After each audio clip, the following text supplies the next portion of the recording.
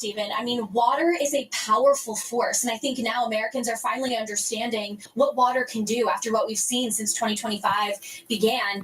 But you mentioned severe weather. I mean, this community alone had a few fatalities about a little over a week ago when a severe storm swept through the area. A tree fell on a home. No fatalities in this neighborhood this go around. Unfortunately, though, there are 2 confirmed fatalities from Plainfield, New Jersey, as of last count. Hopefully that number stays flat right there. But this is the main area that's had some of the worst damage. Local law enforcement telling me if there's rain, this is the place where it starts to flood. Now, that homeowner, we were walking through her home and she was telling me about just everything that she's been through over the last few years, and walking through and sloshing through the water, seeing the mud on the floor, it breaks your heart. She had a son who had to help her in cleaning up, and she says they don't really know where to go from here. I mean, they can't sell their home. They don't know what to do because every time that there's rain, that house takes the brunt of it. Local law enforcement also saying if it's not rain in their home, it's cars that crash because it's such a slippery road and they crash through their fence. They said they probably had to fix their fence over 6 times. Take a listen to what she had to say. Her name was Alexandria. Just a really troublesome story from her. Were you home when everything happened? Yeah, I was here. Everything happened so fast, but I started telling my kid, start grabbing the stuff, go upstairs there. And then that was it. I'm a little scared because this can happen again, and again and again and again. She said her son was traumatized from everything that happened. The last time when they had floodwaters, they had to live in the upstairs of their home for 6 months. Now it's the recovery efforts. What you can see behind me is actually a vehicle that's getting lifted out of this river here. It's from a local dealership, a VIP dealership. It came a little over a mile away and then got carried by the floodwaters and deposited here. We have the fire department coming in to help get into the water. That tow company been working on it for the better part of over an hour. But that's one of so many vehicles. We spoke with one man, Frankie Gonzalez, earlier. He parks his vehicle at his grandparents' house. That got carried away in the flood. Thankfully, no one was inside that car at the time, but we know that's not the case for everyone. I spoke with another woman, Valerie, earlier, and she said she could hear the screams. People had to stay overnight in her home as she rescued them from the floodwaters. Her hope is that people really start to take these events more seriously, as this area is just so prone to flash flooding. We also saw on our way into this area a car that was completely burnt to a crisp, could barely even recognize what was left of that vehicle. Gas leak, and that blew up. So no fatalities from those 2 instances, but scary, the different aspects that floodwaters can bring. Governor Phil Murphy took a tour of all of the damage, now briefing the press right now to let folks into what they've seen over the last 12 to 24 hours. The unfortunate thing, though, Stephen and Marissa, is that we have more rain that's coming down the line. For now, we've had some nice cloud cover, a breeze that'll come through, so hasn't been too uncomfortable outside. But it's a different story a few days from now where we could have some more isolated showers and thunderstorms. And when the ground is this wet, already so oversaturated, that rapid runoff can happen even faster. So our thoughts will be with this community and the surrounding areas in New Jersey.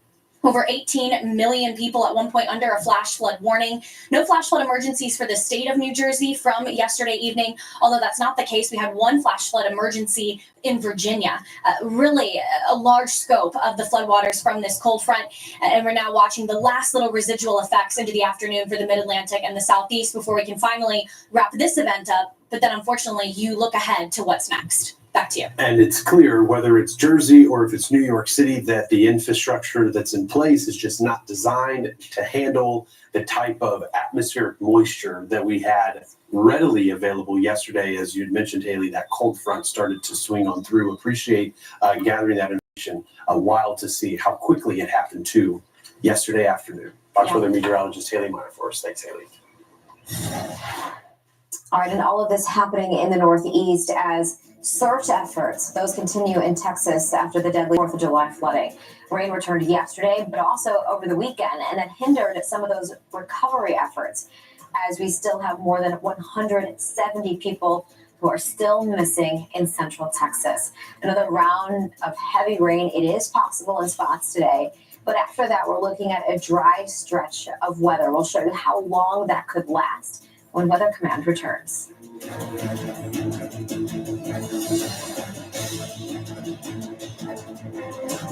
Humana Medicare Advantage plans. Carry this card, and you could have the power to unlock benefits beyond original Medicare. These are convenient.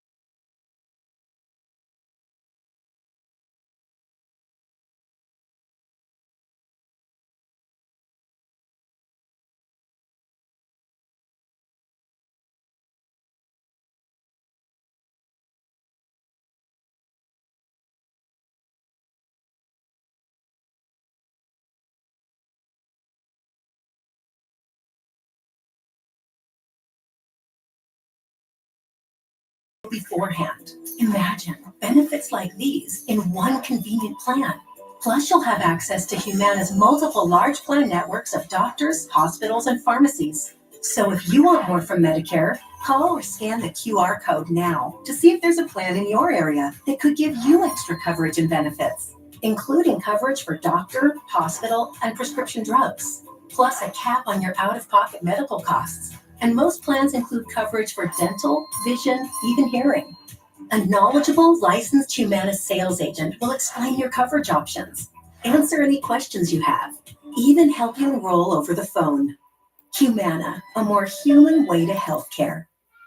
It's AARP. Are you joining AARP? Actually, I just did. Call or go to joinaarp.org to join today for just $15 for your first year with automatic renewal, and your second membership is free. And get instant access to discounts on eye care, prescriptions, savings on travel, dining, and deals from top retailers. So many ways to save. Instant resources, tools, and tips to help manage your money, maximize your health, and so much more. Member offers find you wherever you are. And AARP is the largest advocacy group for people over 50. Your voice will be heard. I'm nowhere near ready to retire, and AARP has been a tremendous resource for that. I love the local retail discounts. And we check out the hotels, the dining. AARP saves us a lot of money. Join and get an insulated truck organizer free, plus AARP the magazine. Call 1-800-608-2773 or go online today.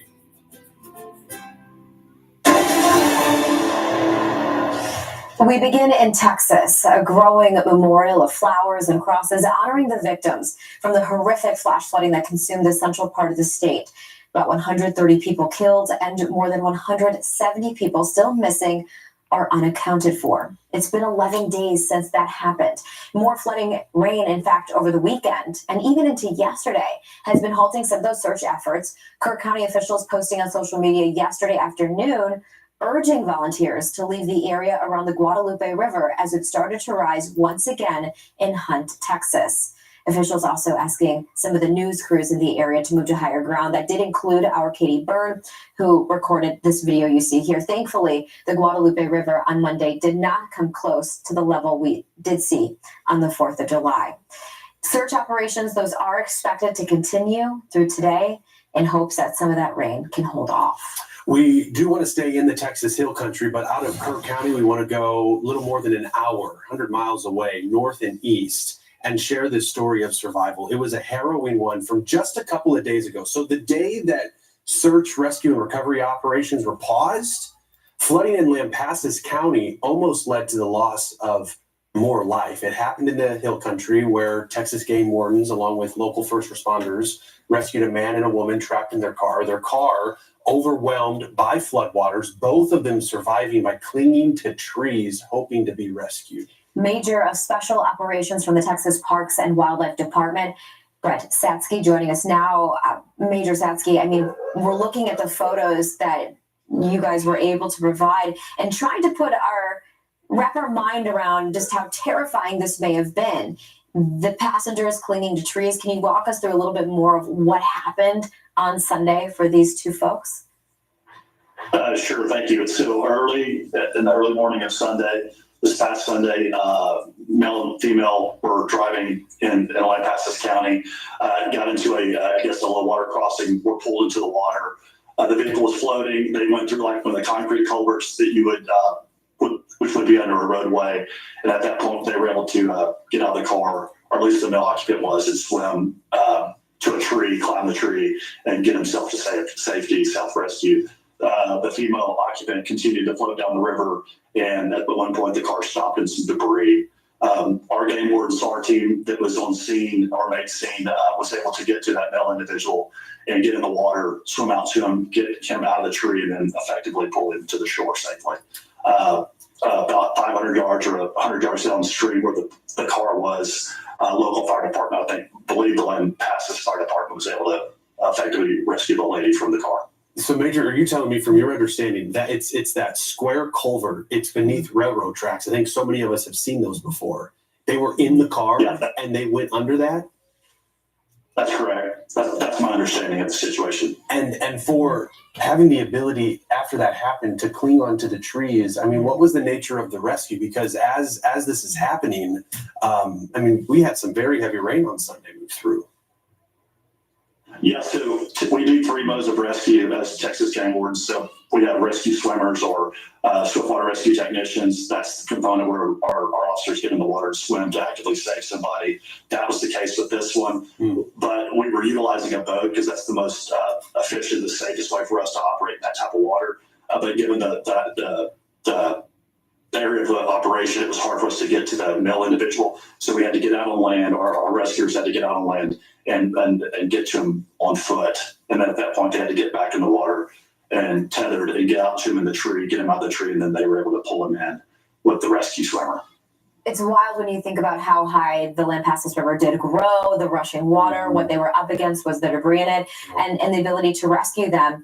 It's been a challenging week and a half, and this is a story of survival, as Stephen mentioned. We know this had a happy ending, but so many families, it did not turn out the same way. I mean, this has been a very devastating, truly heartbreaking time for Texas, and we know the Texas game wardens have played a critical role in terms of some of the active searches. And I don't know if you can speak to that a little bit more, but I mean, this is one part of hill country, further down near the Guadalupe River. It's also been quite challenging in terms of the renewed risk for flooding.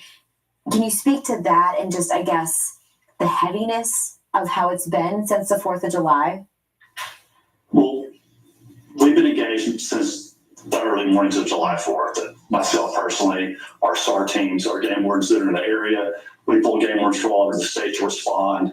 Since July 4th, we've had about 300 game wardens in the hill country actively doing search and rescue, recovery operations, welfare checks, you name it, just everything that comes out of a massive, tragic situation like this. We're here to help and partner with our other state agencies, local partners, the counties, and the federal government to bring this to a resolution.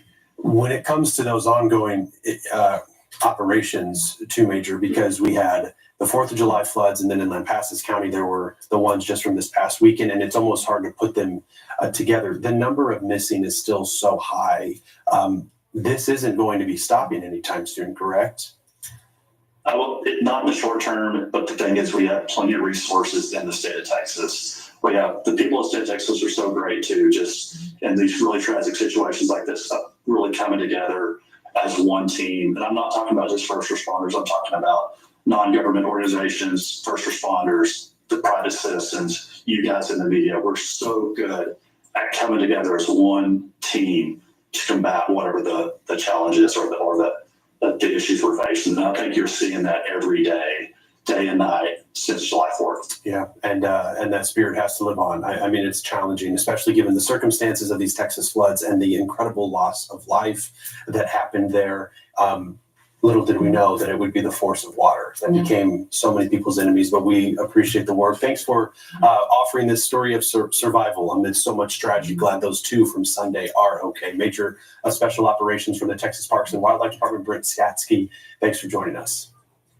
Thank you, guys. Appreciate it. Yeah, best of luck. Best of luck to you and the men and women that are out there searching. When you talk about halting a search, remembering you have families that are waiting with bated breath for any sort of news. So to halt a search, time is really important, right? Yeah. As days continue on, it's been 11 days since that. So the question is, when will that risk for heavy rain subside? Because it does put things on pause. We have to get through today. Maybe the risk of seeing some of these showers and storms try to develop, but more isolated. Yeah.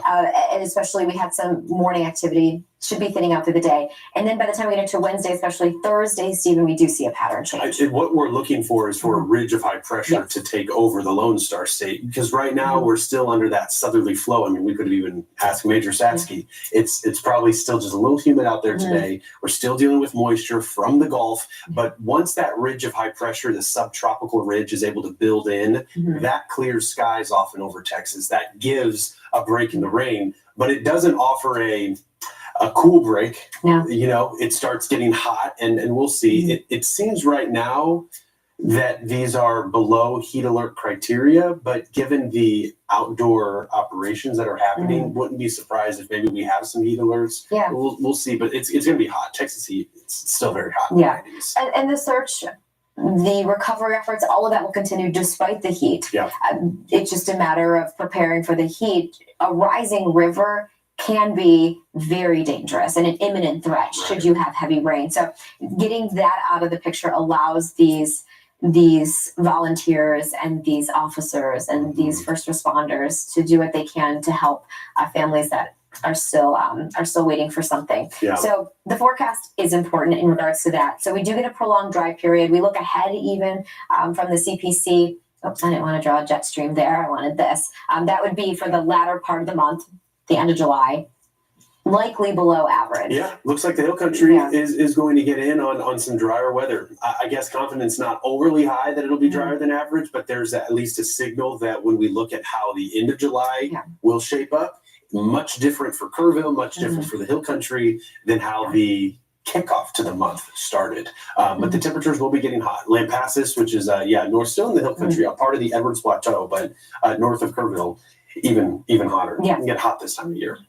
All right, Texas, we're watching. We'll continue to bring you updates out of Central Texas, hill country, as long as they continue to come. Let's take it into Florida, by the way. Intense video, but more so about the show in the sky as a result of these storms that have been erupting across the Sunshine State. This scene captured about 20 minutes to the north of Orlando. Invest 93L already blamed for drenching portions of Florida with heavy rain and at times intense storms. We've had some isolated, if not scattered, instances of severe thunderstorm warnings that went off even yesterday. So after the break, we'll go ahead and track where 93L is, where it's headed, and what could be in the Gulf. Weather Command will be right back.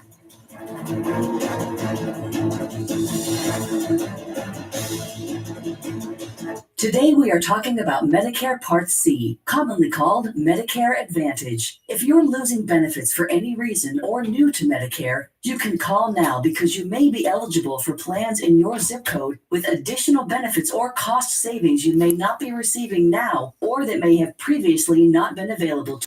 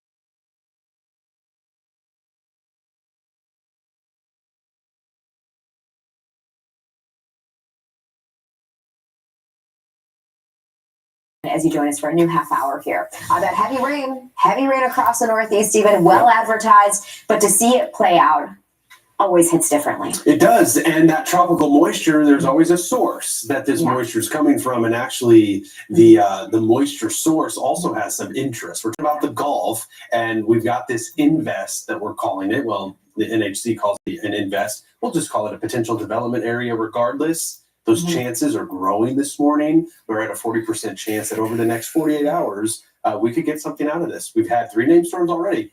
Next one's going to be Dexter. So who knows?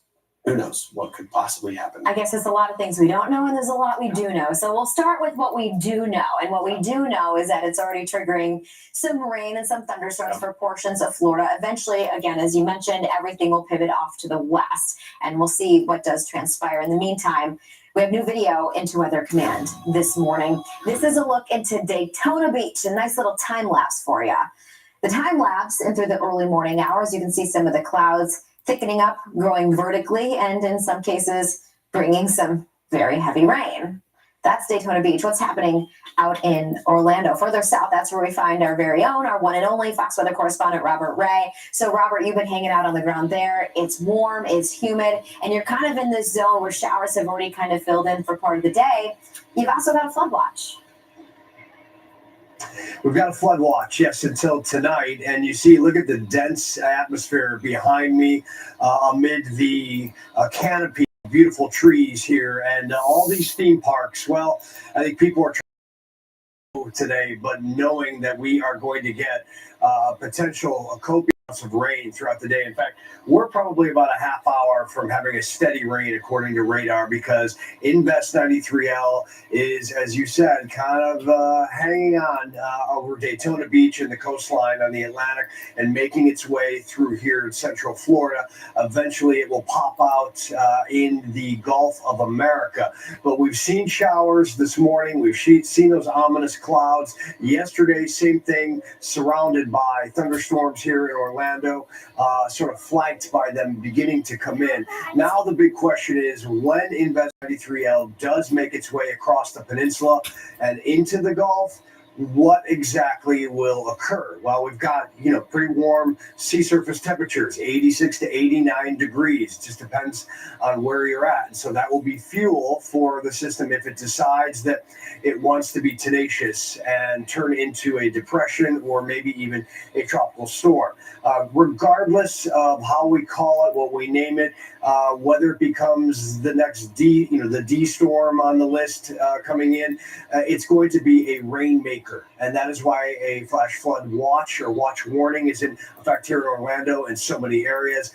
Localized here, 1-3 inches, but it'll come down real quick. And then in some other areas and isolated spots, could see well over a half foot, maybe even more than that. It just depends.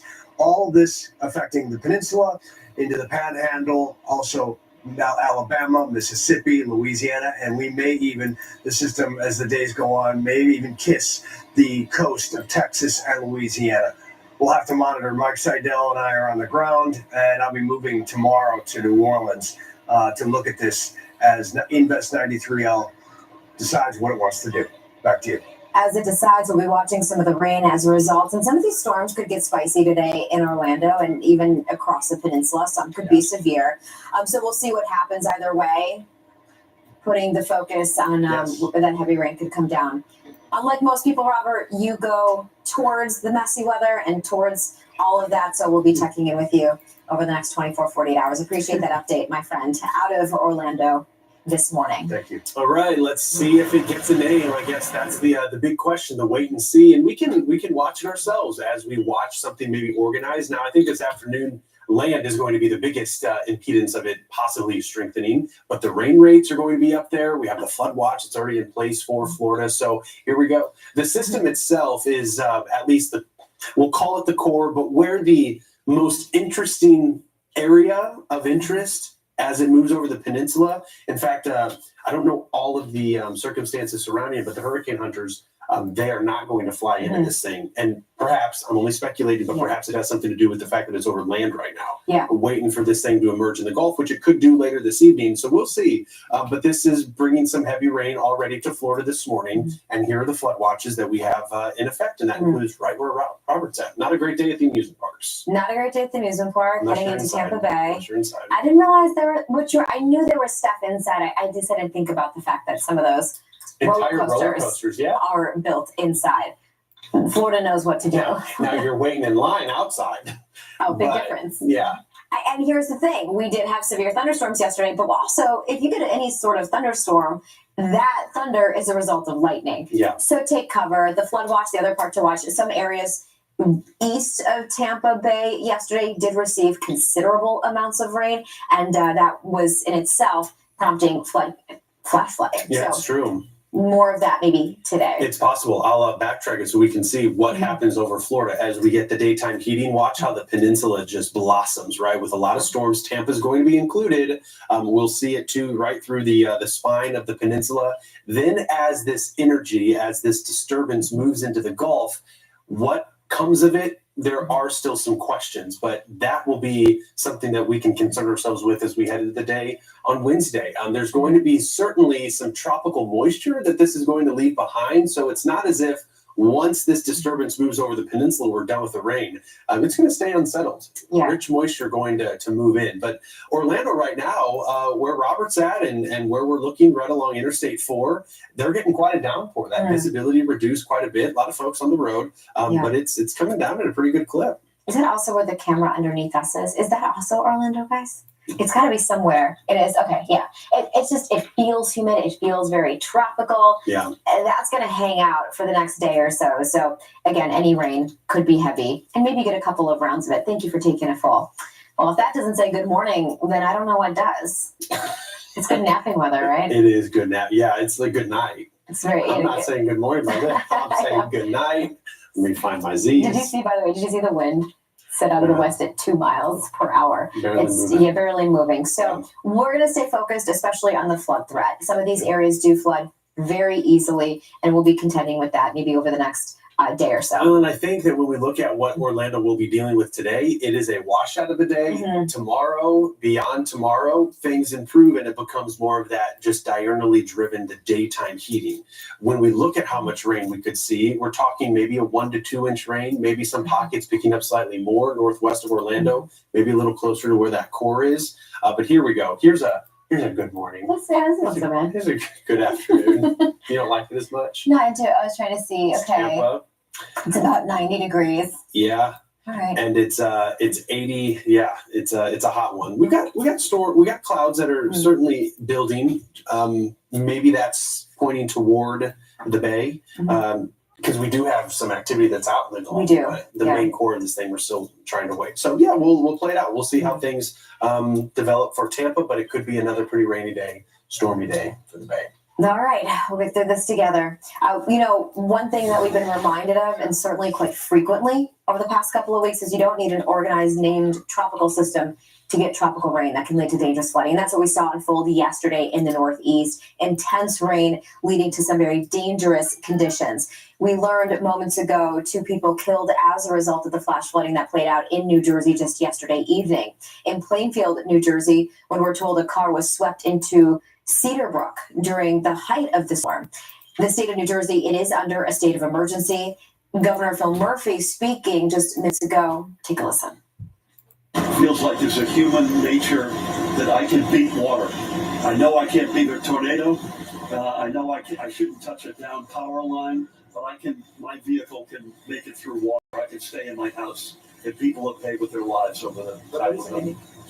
That's Governor Murphy there speaking in regards to human behavior, in regards to how we interpret flood events, right? In fact, the governor went on to say after that during his time as governor, he's seen more fatalities as a result of flooding compared to anything else. And it wasn't just in New Jersey. This is out of Queens, New York. This is out of Rosedale, where we had flooded roads as well.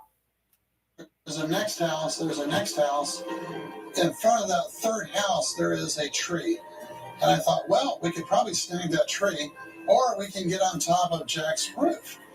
Jack's roof was, no, that immediately that was like off the table. The only next thing there was to grab is some crepe myrtle bushes. So I was like, grab the crepe myrtles. So she did, and then I was able to catch up with her. I was right behind her. About that time, we kind of looked over, and some of our neighbors were standing up on the safety, and we were looking at them kind of going, they didn't really see us. So I kind of leaned forward, and we're like, with very deep water, and cars at one point were submerged. Wow. So, yeah. I think it speaks directly to the rain rate yesterday. I know that the totals were very impressive, but imagine if we got some of these rain totals over the course of 48 hours, probably a little more manageable. Yeah. Things are able to rush, but it's the rain rate that really also comes into factor the infrastructure, right? In New York City, there's a certain rain rate that the infrastructure can handle, but if it's above that, well, then you've seen subways flood. Yeah. And we clearly achieved that rain rate and exceeded it yesterday. New York City is interesting because we were talking earlier, Matthew Blue behind the scenes. If you look at what we achieved yesterday in Central Park, it's beat out only by Ida from 2021. And I believe there's one other instance, right, Matthew, that was in 2020? This is the second highest, right? This is the second highest. 2023. 2023. Three of the wettest hours ever recorded in history. Yeah. He's saying that the wettest 3 hours, the last 4 years, we've had the wettest 3 hours. In the past, yeah. Than recorded history. It is mind-boggling. Yeah, rain rates are certainly growing. Yeah. When you look at what these storms are producing. Yes. Thank you for helping me relay that information. I just thought it was a really interesting perspective on the rain that unfolded in New York City. In New Jersey, we talked about Plainfield, New Jersey, that's in this zone here, but also noticing some of the higher totals, Pennsylvania, not just New Jersey, that led to the very dangerous flooding. And we look ahead towards today. We still have some flood concerns. We do. Maybe the afternoon, because we woke up this morning and there were Petersburg, Virginia, for example, dealing with some pretty rough flash flooding. And we have a break right now, but where the boundary is, where it might kind of wiggle today, there will be a zone, a warm sector that we see those storms develop and grow again. So we're going to see more heavy rain, and it probably could lead to some more flash flooding. Maybe DC, Philly, New York's out of it today, but it returns tomorrow. Yeah. There. And watch, where these storms set up is where you're likely going to see the flooding, especially if you've seen it repeatedly over the past several days. And there is another spot in the country where we got that rinse and repeat going on too, the upper Midwest and the high plains. The storm track is really loving you guys. This video from Thursday, with the threats materializing today, specifically damaging winds. Some of these winds could be exceeding 75 miles an hour. So some nasty storms in Nebraska and even South Dakota, but that threat shifts to the Midwest's largest city tomorrow. We'll discuss on the other side of the break.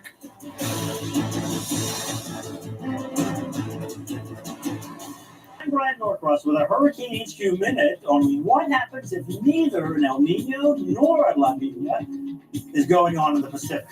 It's called a neutral pattern, which actually happens quite often. When the water is warm, it's called El Nino. Hostile upper winds limit hurricanes. In a cold La Nina, the atmosphere of the Atlantic is often conducive for hurricane development.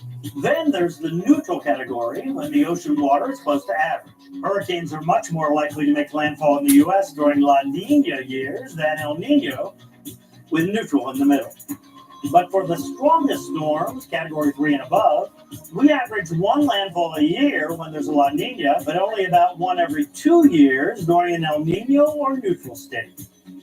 Neutral years can be very busy or pretty quiet, so they're the hardest to predict. Find out how to stream us free at foxweather.tv. One of the biggest challenges my clients face is buying and selling a home at the same time. That's why who you work with matters. With HomeLight, we're able to help our clients buy and sell at the same time. It's the most game-changing product in real estate today. You'll find them in cities, towns, and suburbs all across America. Millions of Americans who have Medicare and Medicaid, but may be missing benefits they could really use. Extra benefits they may be eligible to receive at no extra cost.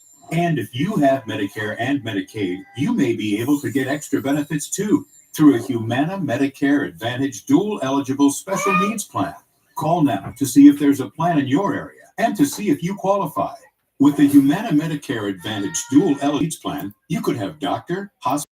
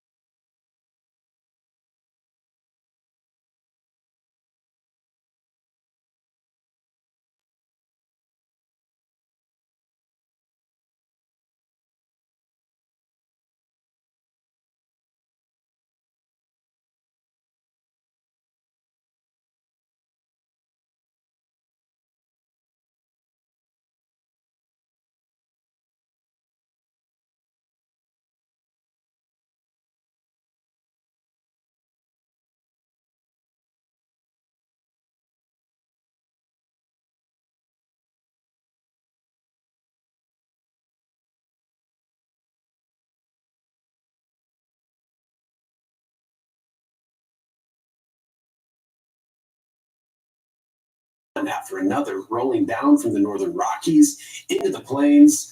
Nebraska's not the only state that could be dealing with these severe winds, damaging hail perhaps, even an isolated tornado. We'll have to keep tabs on this. The radar this morning has been active enough. There have been storms that have been forming. So we've got these little pockets, these impulses that are just continuing to ride through this part of the high plains. So you get the sun that's involved, and then oftentimes you get the main event right around that peak daytime heating. I want to go upstairs a little bit though, mid-levels of the atmosphere, because this is indicating a couple of things. It's a very messy look, but at the surface, we can roughly understand that there is some semblance of a cold front that stretched through the plains this morning. And what we have are these little impulses, we'll just call them areas of low pressure. They're riding along this boundary. And as they do so, we got one position over the Great Lakes right now. We've got another one, look at that, diving in from Canada. That's going to be the one that we watch that could perhaps bring the severe weather today. And this one today, if you're in Nebraska, maybe South Dakota, it's got the attention of the Storm Prediction Center. We've already seen an upgrade this morning leading into today's event, and they're calling it perhaps an MCV, a mesoscale convective vortex. All that means is you can look at it as a mini low. Strong area of low pressure that's going to spin up some storms. Whenever you get an MCV that's on the severe side, oftentimes you get some really intense wind gusts, maybe an isolated tornado. So a heads up, if you're in Nebraska, we've also got some storm potential in Wyoming, because remember, you keep that track and focus and you just get these things that just ride along the front. Yeah, and to your point with the wind, probably the most concerning of the hazards, that could be maybe the most widespread in terms of who's dealing with those severe thunderstorm warnings, and more than likely is going to be because of those wind gusts that could achieve 75 miles per hour, if not stronger. Those are damaging. They are. Those can be just as intense as even a weaker tornado, so heads up. Don't be caught off guard, because we're in the middle of summer right now. When we watch how the storms are going to materialize, of course, the activity we have through the Great Lakes right now, that will continue. We actually could see some additional storms fire as those are deteriorating. But here's the complex that we're going to be watching moving through Nebraska. It's picked up pretty well in our Fox weather model. So we've got some higher confidence here. That's why the SPC has offered up that level 3 threat. And the storms could be on the more intense side too. So we are talking about winds that could be 75 miles an hour or greater. That's by tonight. And then tomorrow, we will have to still watch that same storm complex. It's going to be moving towards Chicago. So we've got a threat. Chicago is included. Right now it's a level 2. It's all about timing though. If peak daytime heating happens at the same time that some of that energy makes its way closer to Lake Michigan, we could have another severe weather episode. More on our intense hands. storms. So pay attention to it. Also, with the boundary cold front that's wrapped a little farther to the south, some of those storms could be firing off tomorrow in Kansas. So That front doesn't want to move too much Oh over my the next gosh, 24, it's just 48 hours. So as is everything else in the atmosphere right now. Dominance comes to an end.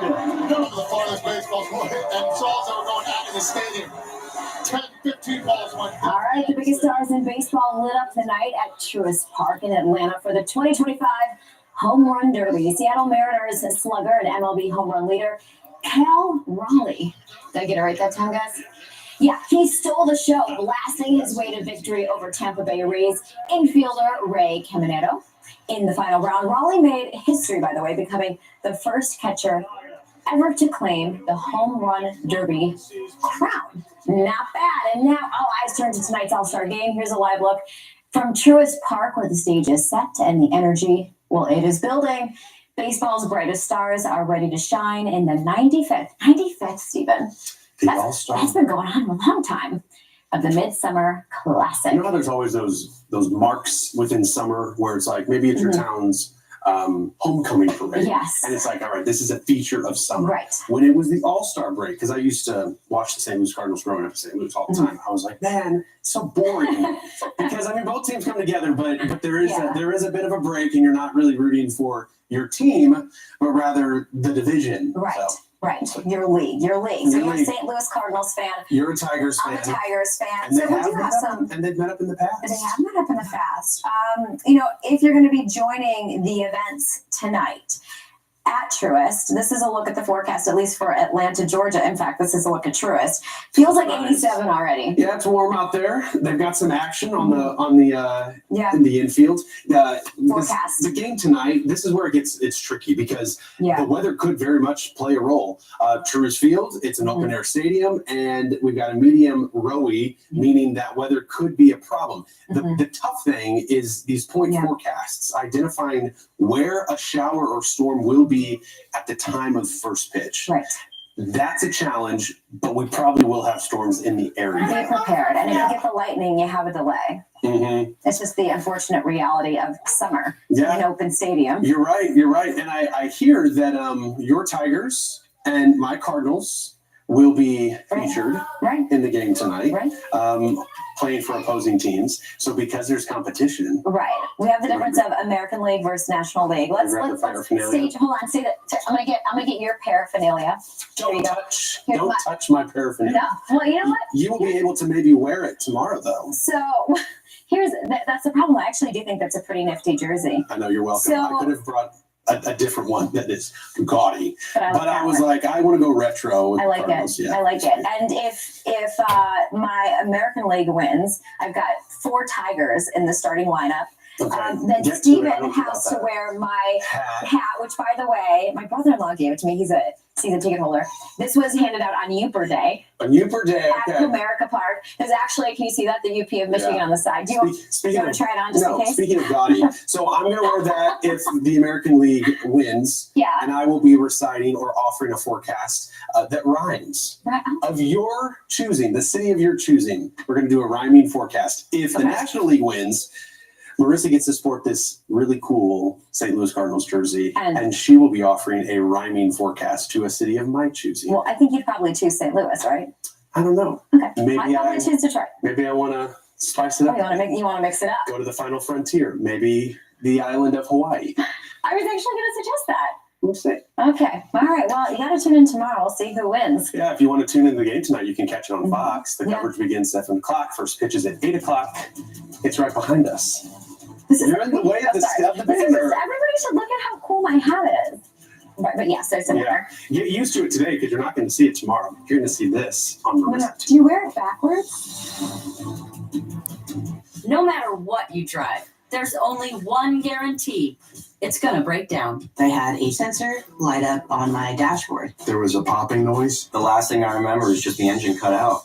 Your next breakdown could be anytime, anywhere, whether you've got the money to fix it or not. It was a thermostat, $2,600. Seat sensor, $1,400. But if you've got endurance, you could never pay out of pocket for a car repair again, no matter how much it cost them to cover it. In my first year with Endurance, they covered a $14,000 engine replacement. It was like almost a $6,000 job. If I didn't have Endurance, I would have had to pay for that or just trash the whole car and start again. If your car's out of warranty, a transmission can easily cost you $4,000. And an engine? Over $7,000, if you're lucky. With Endurance, those parts are covered. A bad camera unit, $800 to repair a bad wheel bearing, over $1,000. A new steering rack, close to $3,000. Endurance covered it fully. Plus, you pick the mechanic you trust to do the work. It's a totally seamless process going to any certified mechanic. They submit the claim directly to Endurance. They get paid, and I'm out the door. You trust us to do the work, and we trust Endurance to pay us direct. And the best part, your rate stays locked in no matter how many claims you file.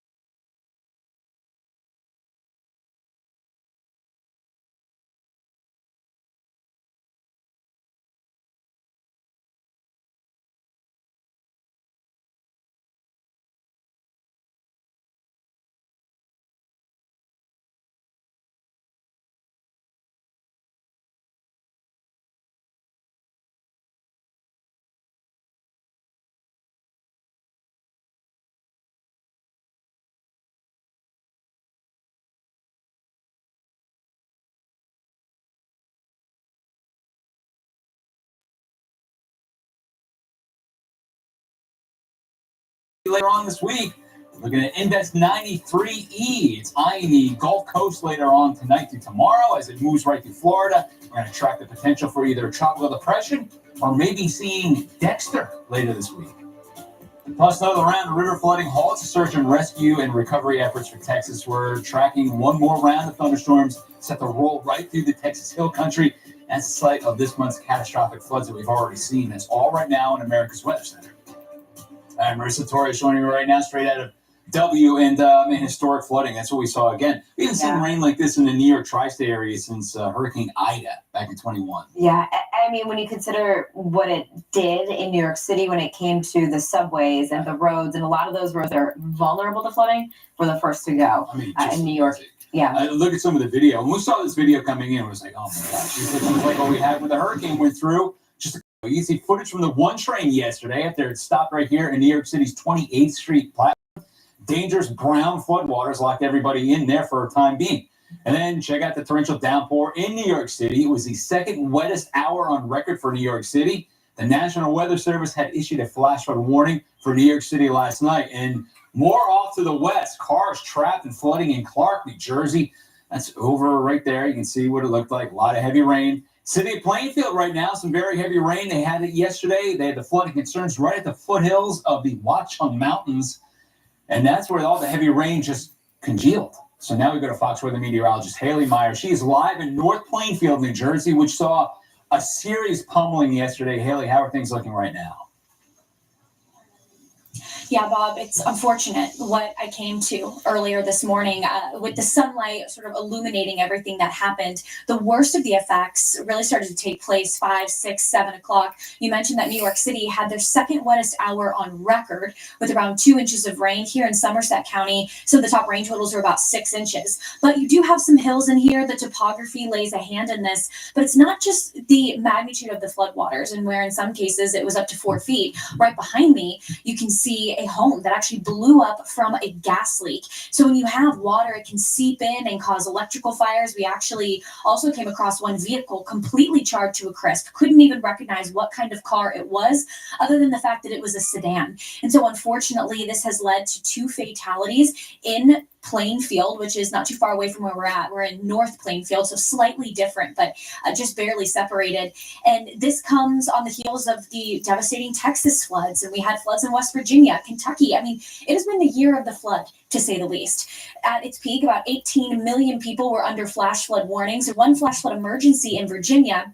No flash flood emergencies here. I spoke with one resident. She told me that they typically would fire off a flash flood alarm, and she didn't hear that yesterday. I think the one saving grace for a lot of people in this area was the fact that it was in the peak hours of the day. You watch the floodwaters rise at 6, 7 o'clock at night, and so folks were awake and they were vigilant.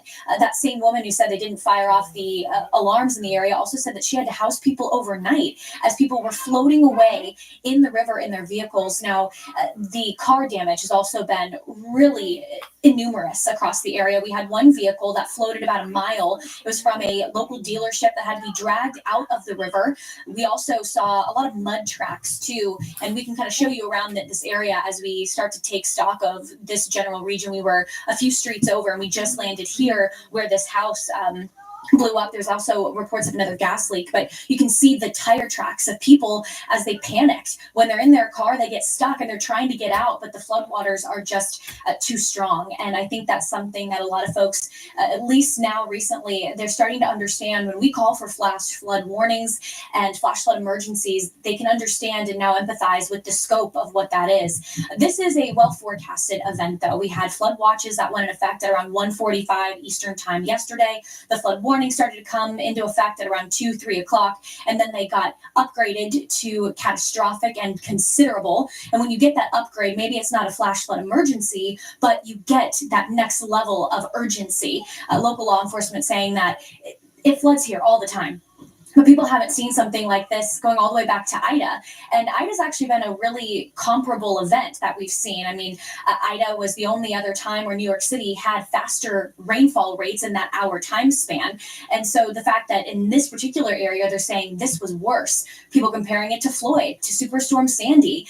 And they're frustrated with how can we make sure that we fortify our homes when our homes are just so prone to this as a whole. You can feel the heartbreak, you can feel the frustration, the fear even too, especially now, Bob, that we're talking about the fact that we're going to see even more chances for flash flooding. The worst of the flash floods today are going to be a little bit further south of us here in the mid-Atlantic area as the same front that swept through begins to decay. It's a slow mover, and that was another big piece of this puzzle as to why the flash floods were so significant here. But it wasn't just in New Jersey, although Governor Phil Murphy did declare a state of emergency here. New York City, subways completely flooded out, folks taking the subway home, and they could see this wave of water coming in. I can only imagine how scary that would feel. I mean, subways can be scary in general. I can't imagine floodwater starting to come in and you're stuck on a train track. And then we also talk about DC, Baltimore, so many major metros facing that threat for flash flooding. Take a look at this one video that a local law enforcement officer sent us. It was actually storage containers, 3 of them, in fact, that got carried from a local school. They've been undergoing undergoing construction over the last few months since summer really took off, and it was housing some of their supplies, school kits, and that got rushed away into someone's yard and home, and hopefully those school supplies will be salvageable. But you have to think about how strong those floodwaters had to be in order to carry tons of pounds of weight, and so many vehicles in that general area as well. And unfortunately, one home has just been hit so hard. And we spoke to her, and she said, it just keeps happening, and I don't know what to do. And I think that's the sentiment from so many people in this area, Bob. It is really a sad thing to see now that I would say this is the year of the flood, unfortunately. Yeah. It kicked off with fires out in California, and it's just been so many flood events. And then we still have peak tropical season left to go. And that has its own threats for flash floods and implications. That flash flood threat in Florida as well. It really is nonstop when it comes to how much moisture is in the area. You can even feel it in the air right now. Yeah, no question, Haley. So when that big storm complex goes through, obviously you still got a lot of water on the ground. Your dew point temperatures in the low 70s. I know it feels muggy, if not stifling at this point. Haley, great job out there in North Plainfield, New Jersey. All right, she showed you some of this video before. This is still amazing when you see it. Some of the rain cams that we got right here. Look at the containers floating down the road right here. I mean, that's just, like she said, that's a testament to how powerful the rain was. And it just lifted the stuff and then dragged it right down the street. And how easy it is to lift a vehicle, even with people inside of it. And we saw, unfortunately, a lot of that yesterday. We did. People thinking they could walk through and or drive through. And as a result, instead of getting carried away. Yeah, this is New Jersey. So let's zoom into the area and show you what's going on, because it was this area right here of major concern. I mean, you can see the yellow shades right there that are popping up. That was some very heavy rain, and that's a big bore that we had. It's this spot right there. And actually, let me get it back on in here because all of a sudden my thing became self-aware. Let me show you this. So we've got this area of concern that was with the rain. It was well documented, right? Look at the orange shaded region right there. That's where the most amount of rainfall across the board. And some of the flooding reports are pretty epic. Yeah. Right? You're talking about south of 78 right there by Berkeley Heights. 78 is a major roadway just closed. That doesn't happen very often in Jersey. Major interstate. Route 22 feels like an interstate because it gets so much traffic, and typically people are going very fast. And remembering we're not that far from New York City. Right. So a lot of traffic. While yes, people stay in New Jersey, sometimes you get that back and forth between Manhattan and the Garden State, and it's just. To Haley's point, people were awake, which was good. Yeah. But also you had you're at the peak of the amount of vehicles on the road. Yeah, it was a rush. We knew it was going to happen. I just got home to Morris County, which is just north of there. But look at this. So what you're looking at is the elevation right there. These are the Watchung Mountains, right? It's a series of 3 mountains, and we're drawing them in right there with the elevation. They're about 400 to 500 feet. Now, Plainfield itself is right there in North Plainfield. Your elevation's only 95 feet. So all the rain is smashed into the Watchung Mountains right here, drained across Plainfield, and you can see the Doppler radar estimates between 3 and 6.5 inches of rain fell. 2 hours. Yeah. Which is just you. What are you supposed to do with that? You can't escape that. Flash flood warnings, one after another, across northern New Jersey, into Manhattan, into the boroughs, and even as you headed further north into the lower Hudson Valley, Westchester, New York. It was very focused on that general vicinity. And once it started, it didn't end. It was nonstop lightning. We lost power out there in Morris County for about 15, 20 minutes. And it was just, that was the worst thing that happened to us. You get down to the south, saw the flooding. It was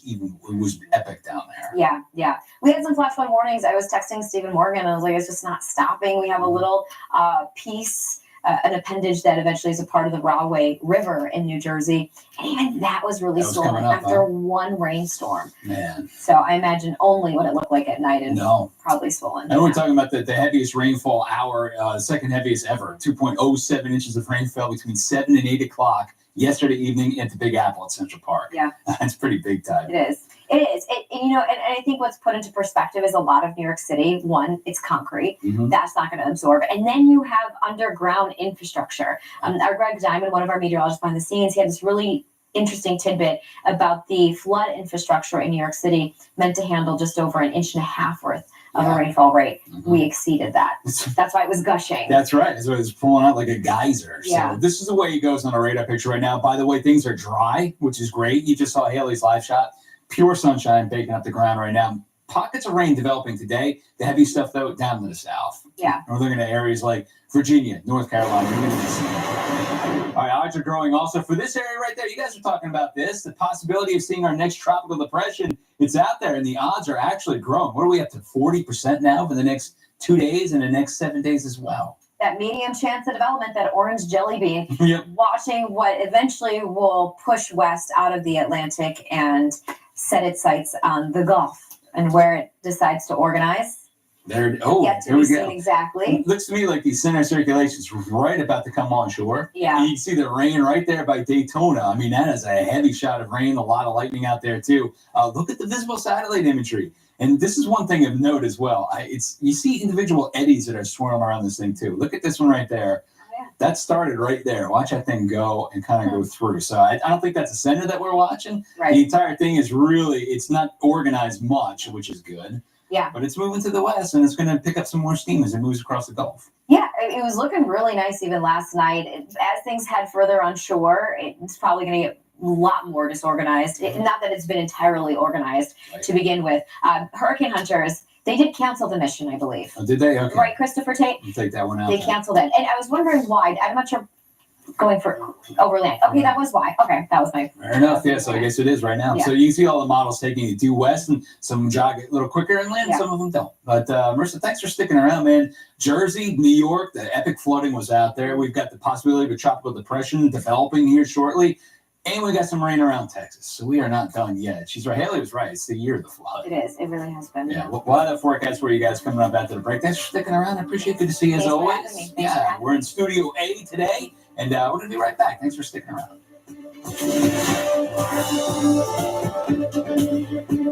Many of my clients ask me, how could I afford to buy my next home, but also make sure my current home sells? That's why who you work with matters. Together with HomeLight, we've helped clients win the home of their dreams every time. When your pet has unexpected ailments, Fetch covers that. Fetch provides the most complete pet insurance and pays you back up to 90% of pet bills. Vet visit for painful paws? Fetch covers that. Allergies? Fetch covers that. Limping, broken bones, vomiting, cancer, x-rays? Fetch covers all of that and so much more. Submitting claims is fast and easy, and you get paid back when you use your vet or any vet in the US or Canada.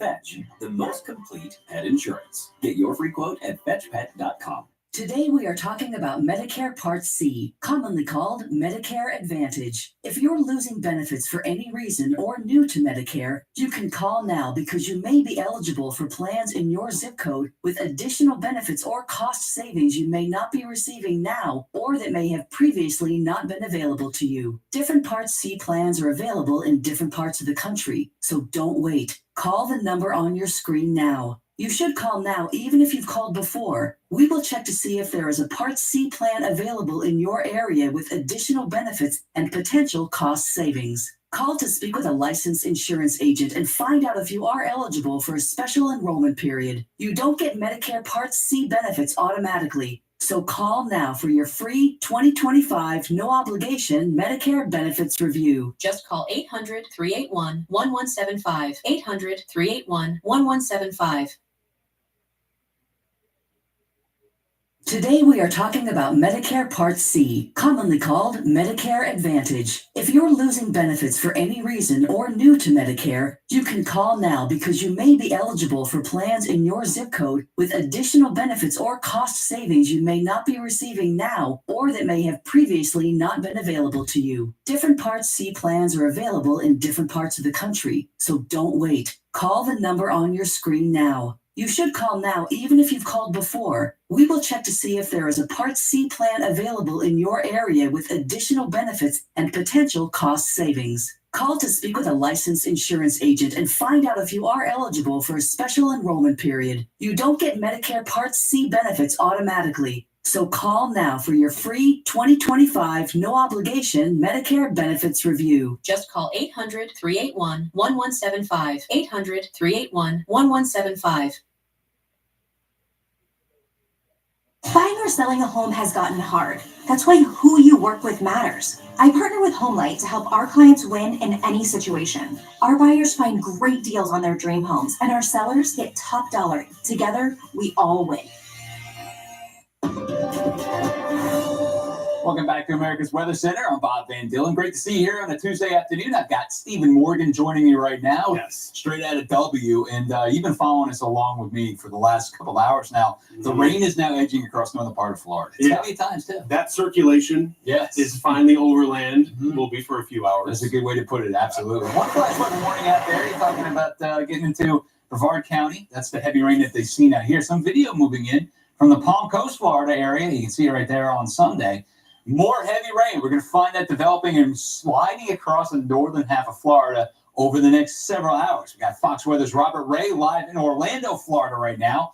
Robert, we saw some rain move through the Orlando metro area. It looks like the gray skies are still hanging in there. How's it look for you right now, buddy?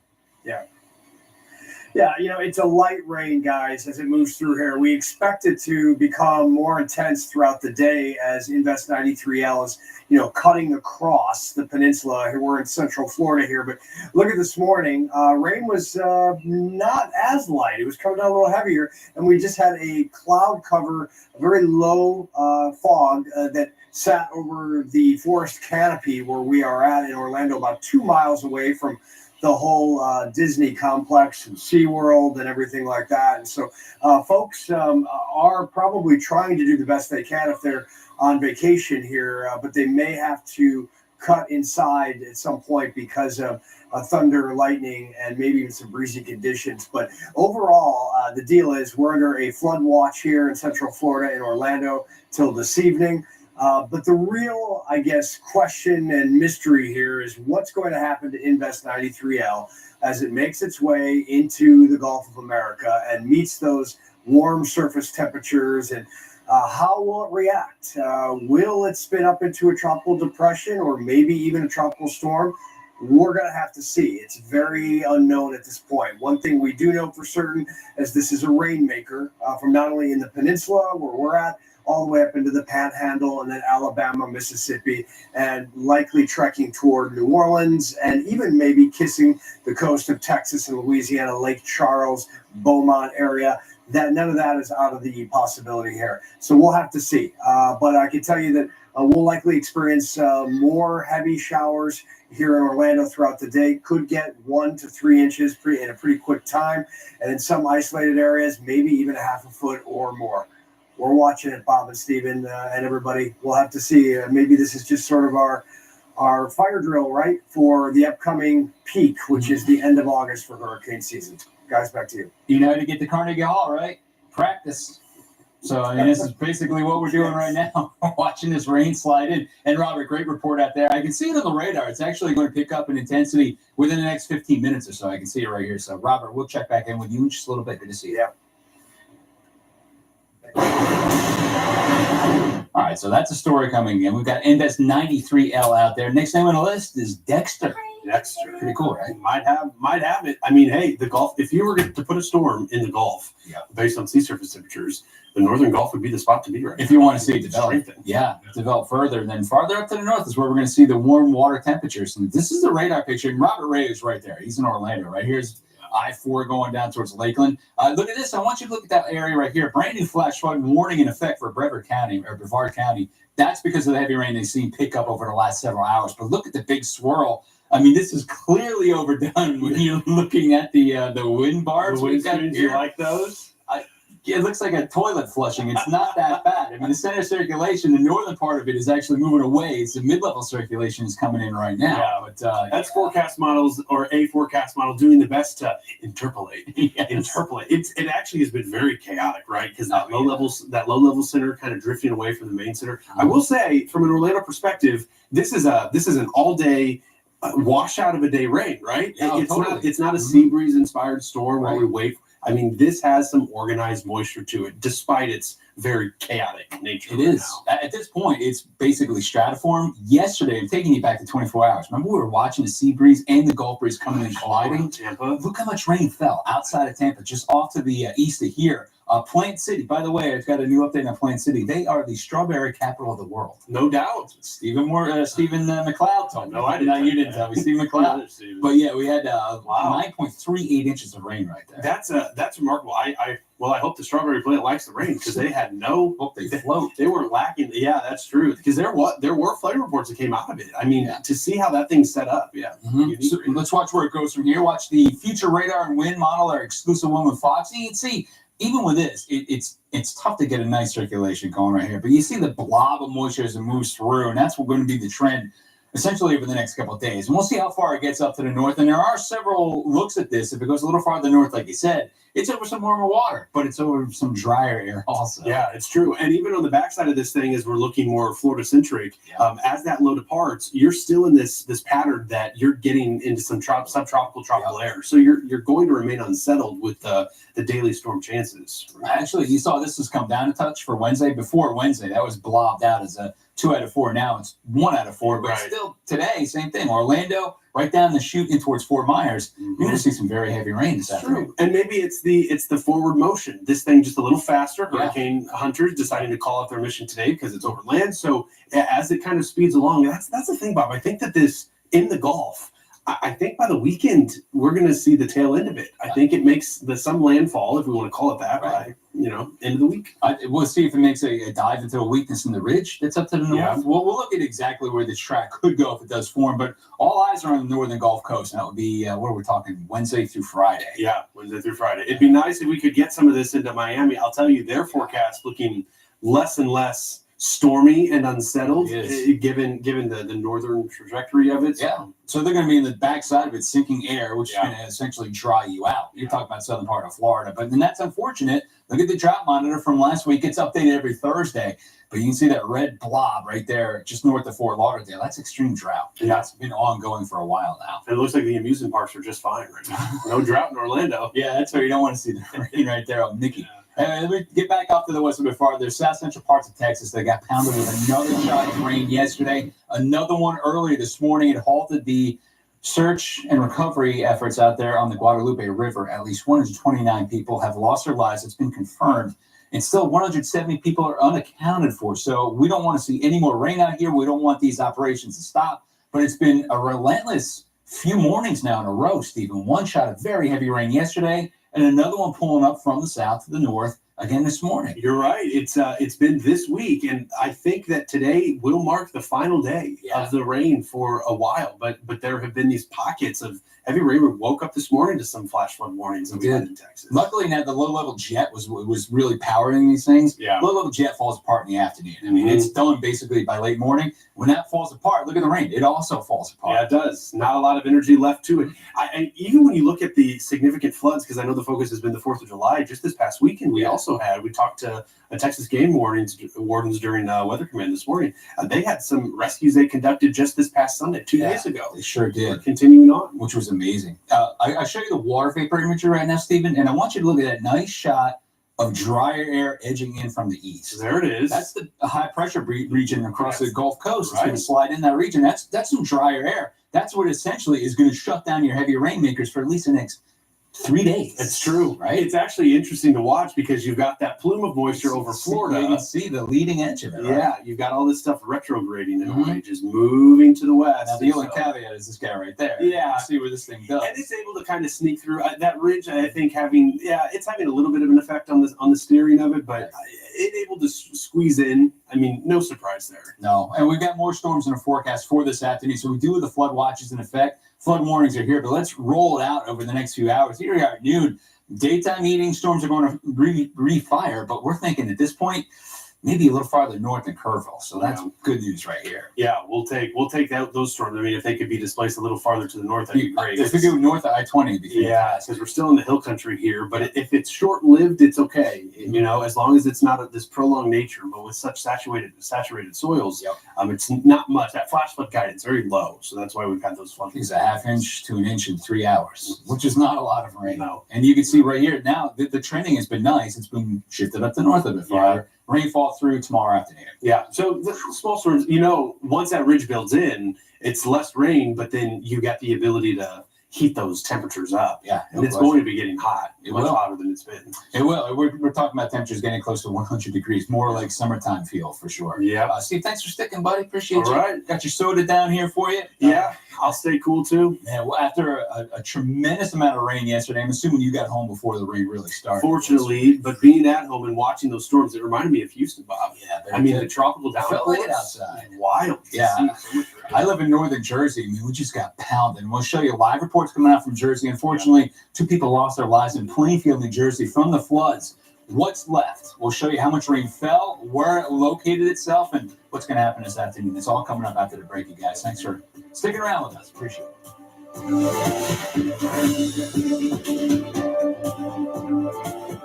Today we are talking about Medicare Part C, commonly called Medicare Advantage. If you're losing benefits for any reason or new to Medicare, you can call now because you may be eligible for plans in your zip code with additional benefits or cost savings you may not be receiving now or that may have previously not been available to you. Different Part C plans are available in different parts of the country, so don't wait. Call the number on your screen now. You should call now even if you've called before. We will check to see if there is a Part C plan available in your area with additional benefits and potential cost savings. Call to speak with a licensed insurance agent and find out if you are eligible for a special enrollment period. You don't get Medicare Part C benefits automatically, so call now for your free 2025 no-obligation Medicare benefits review. Just call 800-381-1175. 800-381-1175.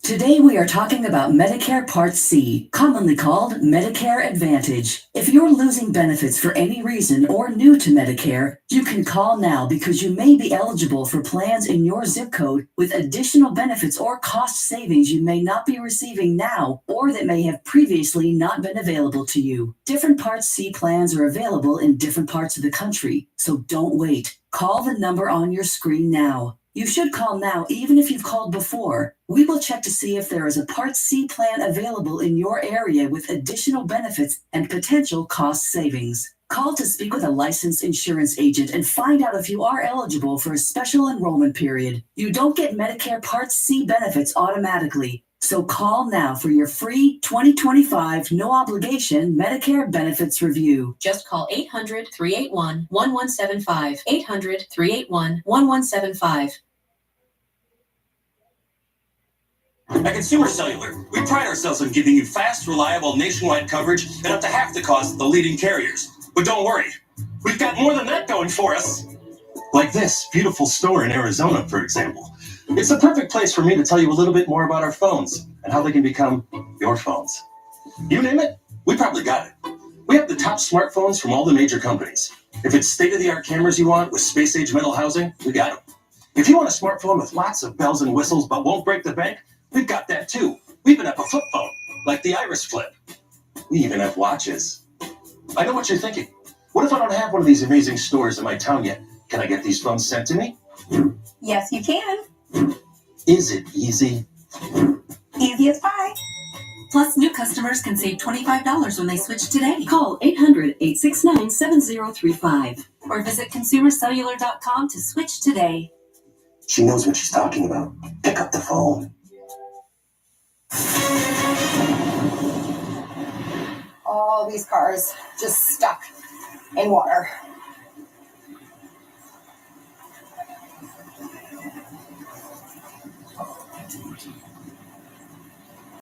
That's Garwood, New Jersey right there. Deadly flash flooding ripped through the Northeast, killing at least 2 people in New Jersey. Now you can see the intense rain rates that triggered those flood warnings and the flash flood emergency across the region there yesterday. So you can see the way it goes right now. The second wettest hour on record for New York City. That was recorded last night with over 2 inches of rain falling between 7 and 8 p.m. yesterday evening. Look at the water just cascading and bubbling up across the subway. That is scary. Passengers stuck inside that subway car on the 1 train at the 28th Street station right there. They were stuck because it was just too dangerous to open up the doors. Now, the National Weather Service had issued a flash flood warning for New York City. That was until last night when the rains finally shifted away. But they picked up as much as 5 inches of rain all across the region, 6.5 when you got across the lower part of New Jersey. Talk about that. Flash flooding. It also hit the Washington, D.C. suburbs for the second day in a row on Monday. Montgomery County in Maryland right there. Fire and Rescue says a driver had to be rescued from a stranded vehicle on this road in Kensington. That's about 9 miles to the northwest of downtown Washington, D.C. Now, the new round of water rescues came on the heels of the significant flooding unleashed by Sunday storms. First responders got numerous calls involving drivers stranded in the high water there. The agency says the first responders' training equipment and knowledge were put to the test during those dangerous incidents. No kidding, right?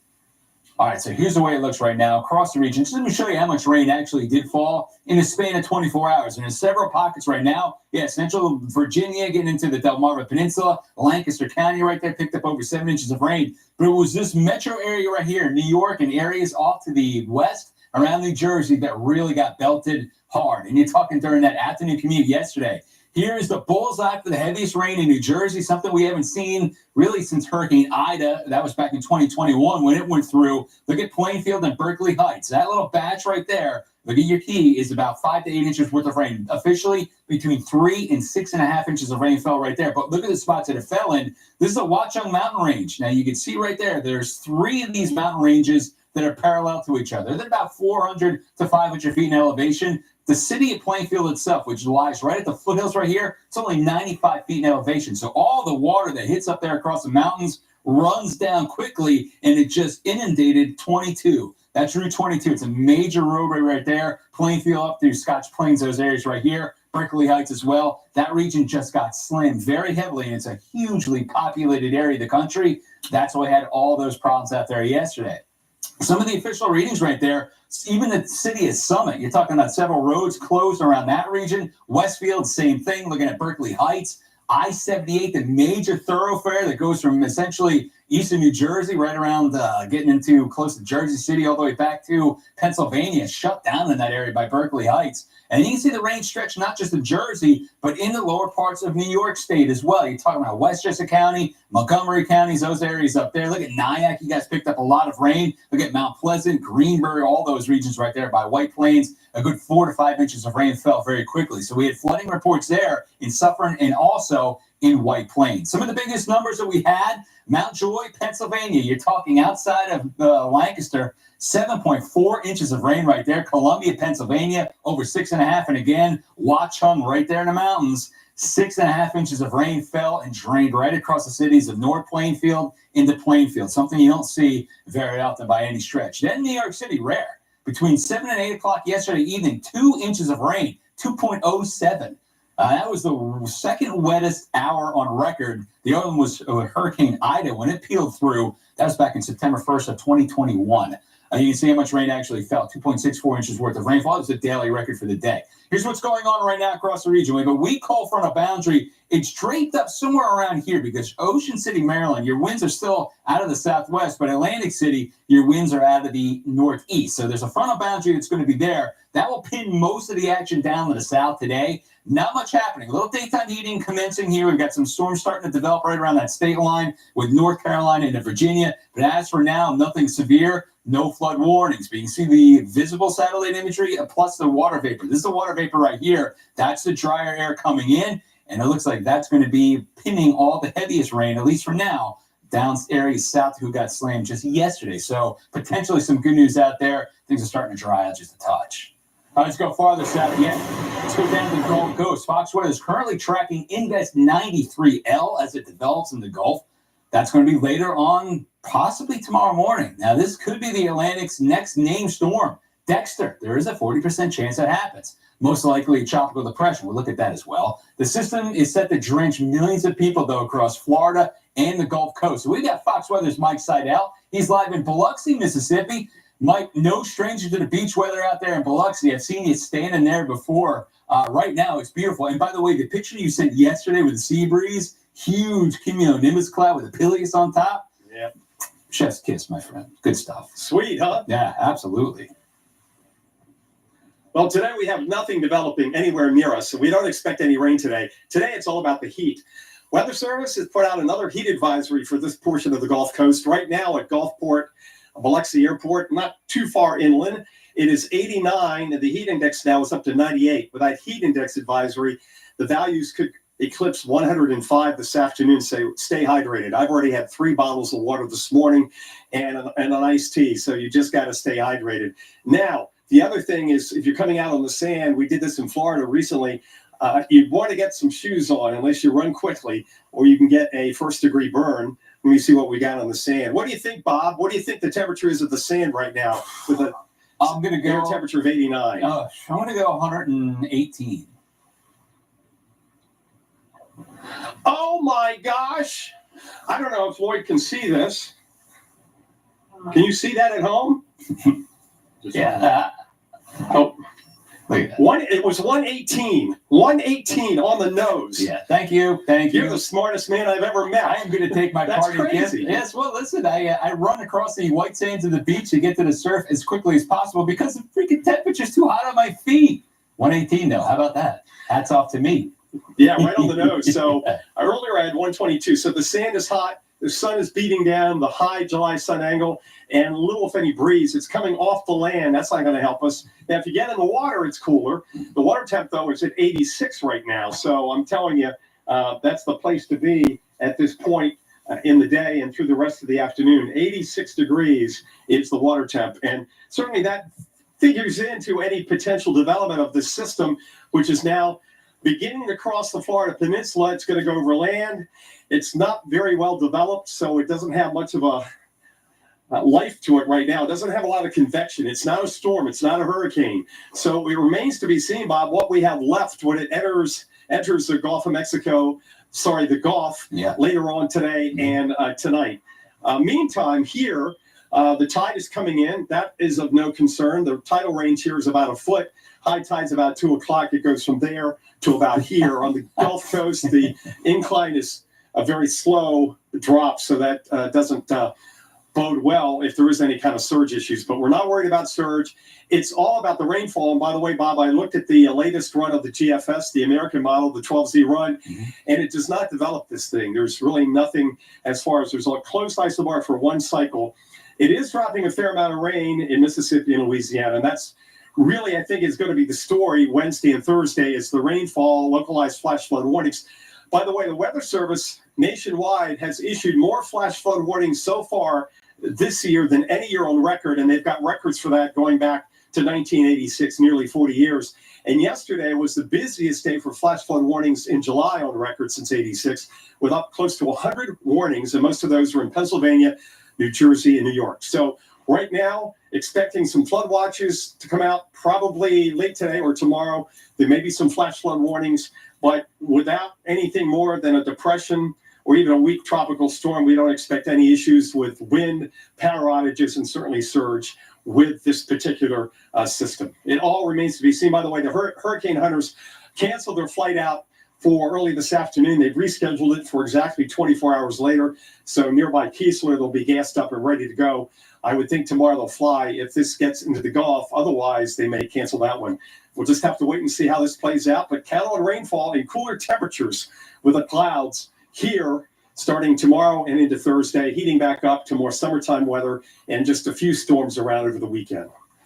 My God, you think I'm the smartest guy. You just packed in so much information right there with that live shot. It's like, I couldn't even keep up with my notes, and I'm trying, right? The most amount of flood warnings for July. I mean, all that might be great, buddy. I love talking to you. By the way, lucky guess, 118. Lucky guess. No, that was a very educated guess. But you hit it right on the nose. I wish I could have proven it, but the screen went dark. Let me do one more and see what we get here. Yeah. Apparently, our producers did see right there. It was good. There we go. Listen, you and I are both beach people, so we're 114 right now. 114. Yeah. Well, it depends on what. Okay, Bob. We'll see you later on this afternoon. Yes. And in the meantime, before we see you again, the Euro will have come in, the European run, and we'll see if it has. It hasn't been very interested either in development. No. So let's hope it stays that way. Mike, great stuff out there. He's in Biloxi, Mississippi at this point, and we will check back in with you again. I enjoy talking to you all the time, Mike. Thanks. I'll tell you what Mike was talking about. So Biloxi right there, you're talking about the coast of Mississippi is right about there. You can see they are firmly in that formation possibility zone. That's the orange shaded region. 40% chance of any kind of development. And again, that will be in the next couple of days. And it is making its way across northern Florida right now. Potential development area does include the northern half of Florida out across the Gulf Coast. So we've got that. Look at the radar imagery, and it does look a lot better than it did just about half an hour ago, right? As we zoom into this region, look at the lightning breaking out now just west of Daytona Beach. You can see it right here. That's just a testament to the very heavy, steady rainfall that we have coming down right now. Right down, looks like the I-4 area. It's coming in off I-95. But look at the visible satellite imagery, and it's pretty interesting to see. So let me actually move it up just a little bit up to the north because we've got a couple of things going on that I'm noticing at least. I want you to look at this guy right there, okay? That's the low-level circulation at this point, and it does, to me, look like it's trying to move up, right? Watch, this goes up to the north, and now it's kind of bleeding back on over towards the west this direction as it moves there. That's the low-level circulation. This thing's not vertically stacked because the mid-level circulation is now moving inland. So we've got that happening. It's not a very well-organized storm right now. In fact, it's nothing. It's not even classified as a tropical depression, which is good. But the hurricane hunters, they are going to go out, like Mike Seidel just said, tomorrow. They're going to take off from Mississippi and fly in probably across the north part of the Gulf Coast. You're talking about around the Northeast Gulf. All these models are pretty similar, taking a direction. Strength-wise, yeah, it's all over the place at this point. And like Mike just said, GFS, I mean, had this thing closing off as a circulation, but for 1 hour run, that's about it. So that's the good news. Of course, it could all change. We'll see where it goes from here. But the consensus does drag it across the northern part of the Gulf. I'll show you the Fox Future radar, and here it goes. You can see it bleed through on Wednesday, tomorrow at 6 o'clock. Even if it doesn't turn into something, that's a heavy shot of rain. It's going to scrape the northern part of the Florida Panhandle all the way through Alabama into Mississippi as well. So we're going to see a lot of rain out of this. It just depends on how organized this thing gets. All right, you guys, coming up, what about the effects on Florida? We got some heavy rain that's peeling in right from Daytona. It's going to stretch into Orlando, ultimately down I-4 into Tampa. And we'll see another day of rain on the West Coast for tomorrow afternoon. We'll pinpoint all that action for you guys coming up right after the break. Thanks for sticking around. This is America's Weather Center.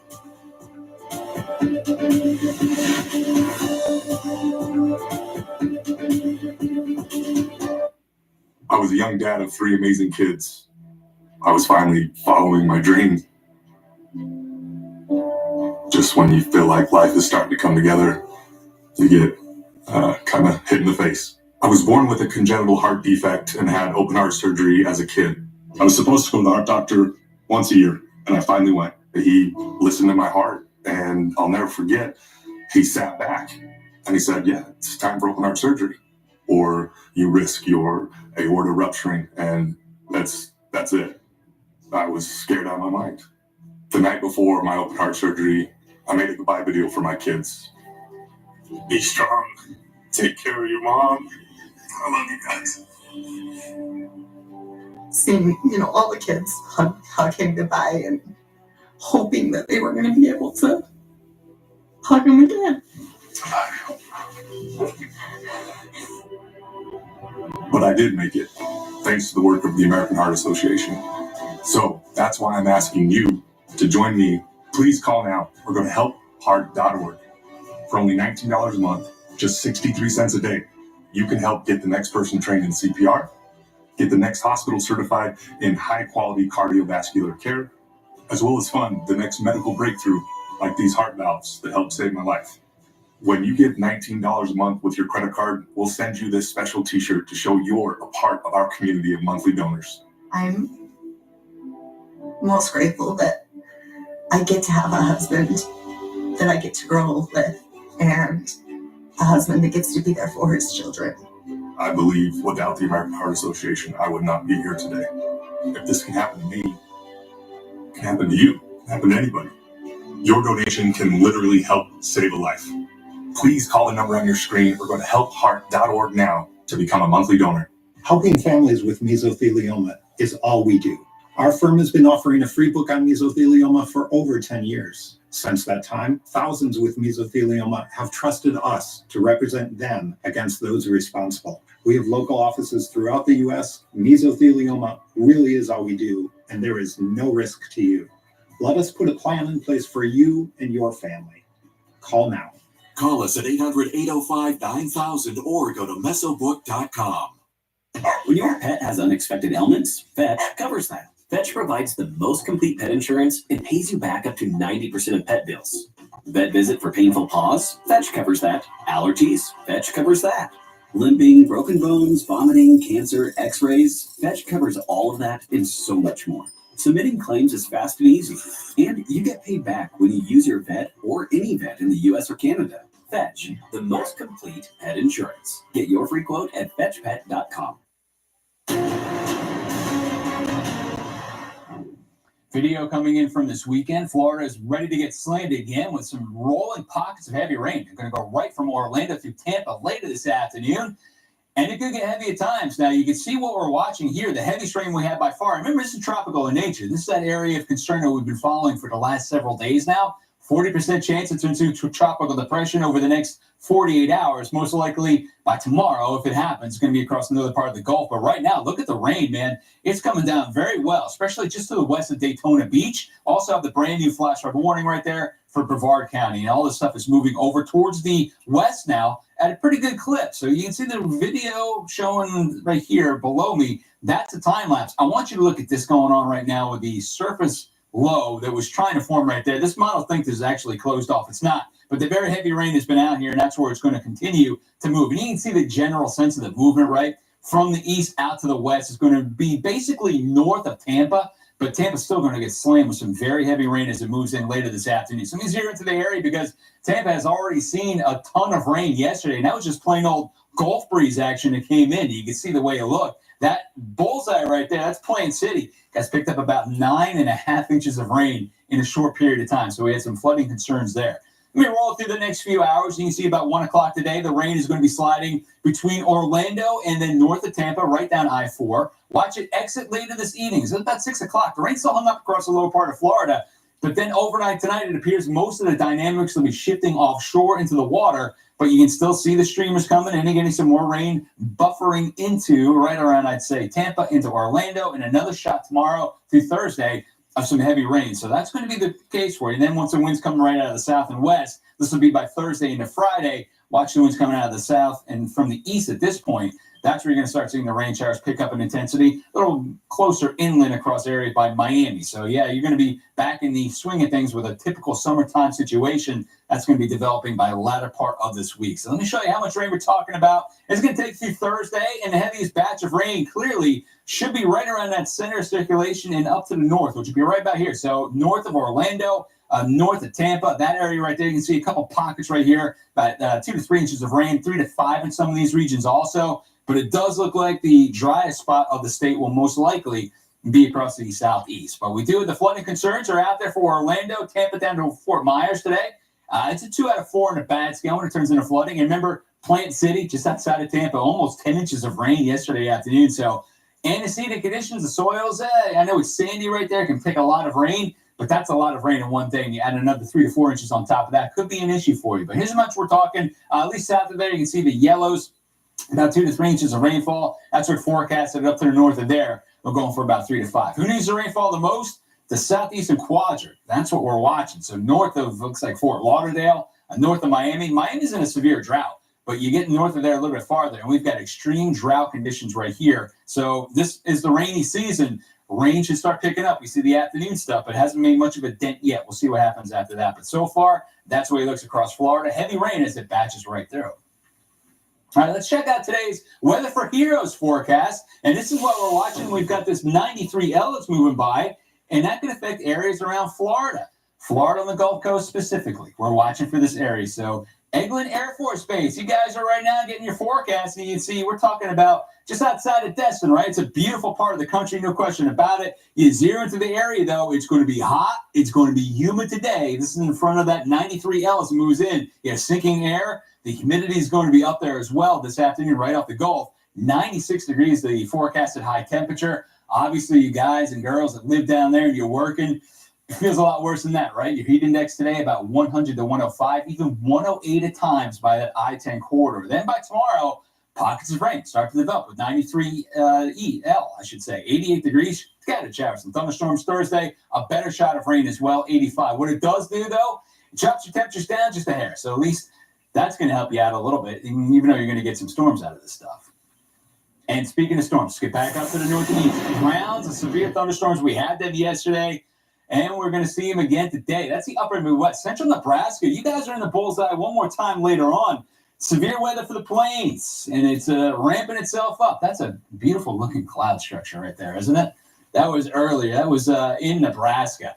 So we've got an area of concern. Right now, it's a 3 to 5 on the bad scale for severe thunderstorms. It's across central Nebraska. Who's there? Grand Island, Kearney, those regions, getting in areas southern parts of, looks like North Dakota. But then it stretches out. We got a cold front up boundary. It's a weak one, but we've got some energy coming in right up the Rocky Mountains. Several shots of these are going to ride up and over, and they're going to interact with that frontal boundary and the daytime heating that is currently going on. Severe thunderstorms are a good bet. Now, nothing's popping right now. I don't see any warnings right here. It's a little early in the day, but it'll be wind-making capability. That's going to be the main problem. And this is an area right here that we're watching, that darker shade of blue.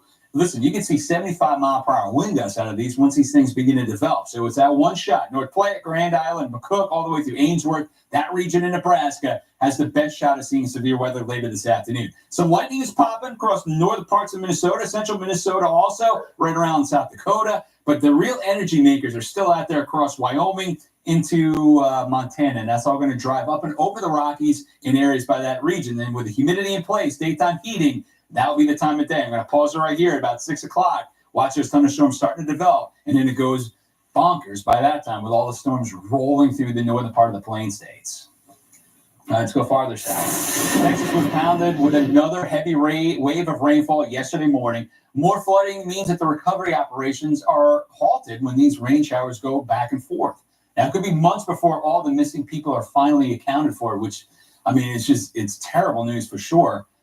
But the rain this morning is now ended. That's good news. Fox News reporter Kaylee Schuyler is on the scene in Kerrville, Texas. That was ground zero for the worst of the floods. Kaylee, how are things going right now? How are the operations running?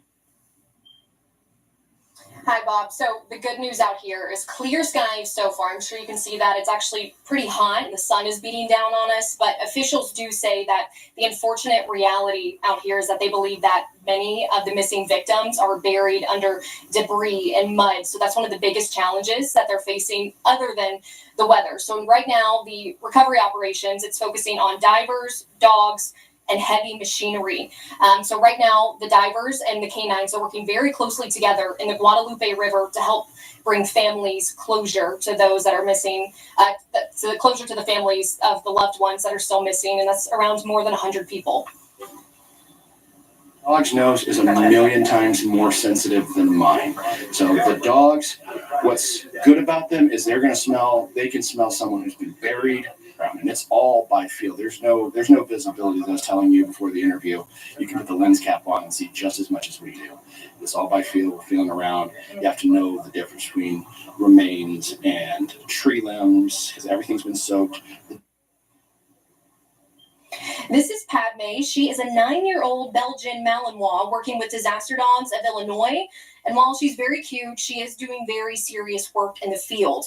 Her handler tells us she's responsible for finding several victims in the devastation. So the canines can smell deep into the ground, and they will alert crews when they think they have found a victim. And then dive teams will head into the area and use radar technology to assist. The Kerr County Sheriff says the search for missing people could take up to 6 months, but setting a time estimate is difficult. Now, the PIO for the Volunteer Fire Department in Cedar Point says this is not a cleanup effort, but a recovery effort. So things are not moving slow, but it's very meticulous work searching through all the debris. So you can see right now kind of what officials are working with. We just saw a crew of people and canines walk through this field, but you can see some of the water standing and some of the muddy conditions. But Bob, it's just been amazing to see all the different types of nonprofits and volunteers who are coming out here.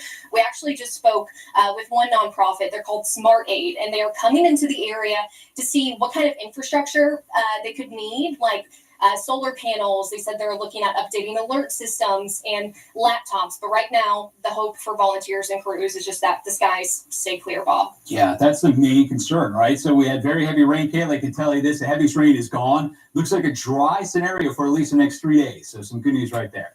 Kaylee out there in Kerrville, thank you very much for the report. Appreciate it.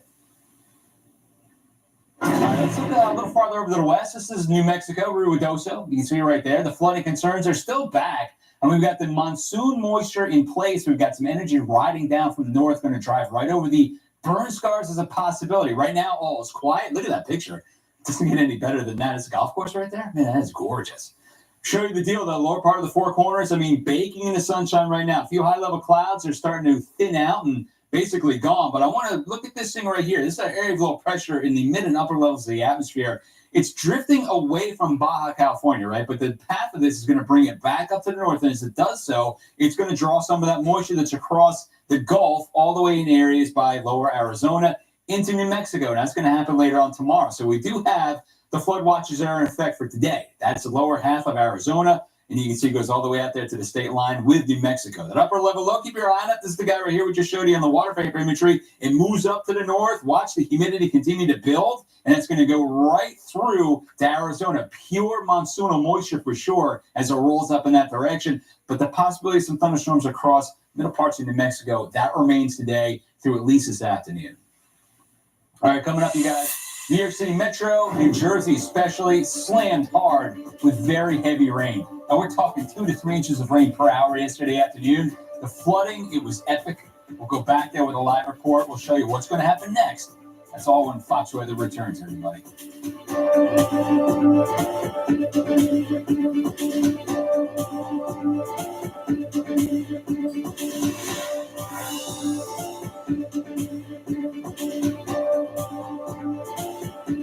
America is blessed with countless servicemen and women who have bravely fought on our behalf. They've paid the price in body and spirit so we can enjoy our freedom. By joining the military during a very active period of war, I absolutely went into it with the idea that I could die. Both my legs were amputated due to an IED that I sustained while I was deployed to Iraq. I mean, I'm still here, so there must be something more.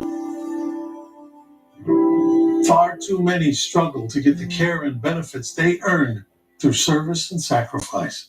Disabled American Veterans is a lifesaver for our injured heroes. They help service members of all ages get the help they need, but they can't do it alone. There were moments of frustration where you can't do this anymore, you can't go here anymore. I absolutely felt like I lost some of my purpose. I'm asking you to join me and other patriotic Americans and donate only $19 a month, just 63 cents a day. Your monthly donation will help veterans like Nick Kolchar. For 100 years, DAV, Disabled American Veterans, has been fighting to keep our promises to our injured heroes each and every day, ensuring that our sons and daughters get the care and assistance they deserve. You'll help them get the financial and medical benefits they've earned and receive the care and emotional support they need.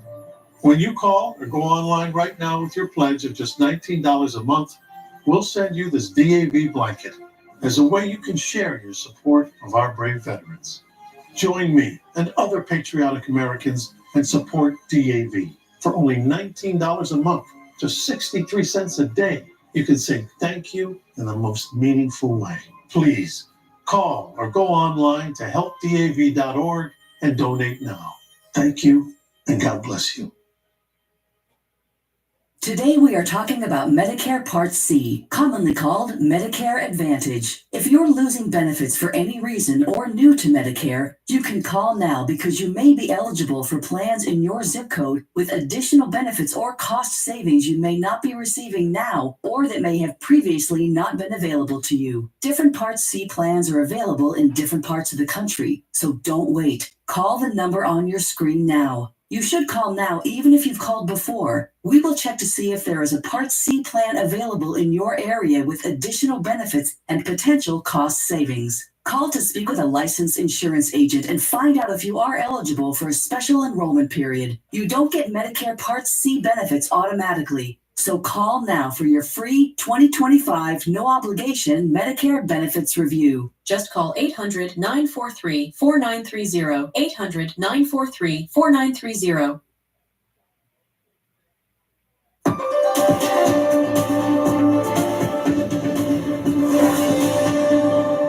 what's going on, everybody? Thanks for joining us this afternoon. I'm Bob Van Dillen. It's Tuesday, July 15th. Let's take you inside America's Weather Center.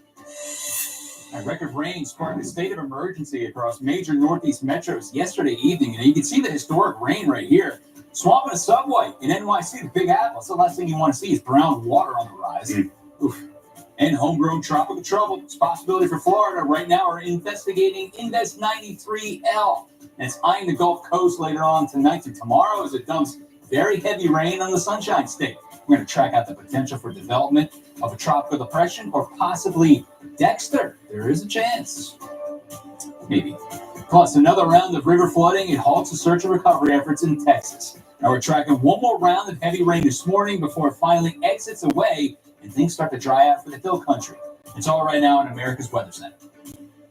And Ian Oliver joining me right now. It's always good to see you, my friend. Good to be back. You feeling good? Back in the swing of things? Right back at it. Here we are with the heavy rain. Yesterday, you were in the midst of this, watching it develop, and then you came down fast. Yeah, that commute, we showed some of the video from the one train. Yeah. I was 20 minutes past that. Oh, man, you just made it, right? Yeah, I've kind of beat the buzzer on that. Oh, my gosh. It's like you hopped on the iceberg, hopped off before it sank. Oh, unbelievable. Look at the footage. That's from the one train yesterday. That's right there on the 28th Street platform in NYC. And like I said, I mean, you see brown water like that bubbling up. It's the last thing you want to do is touch it.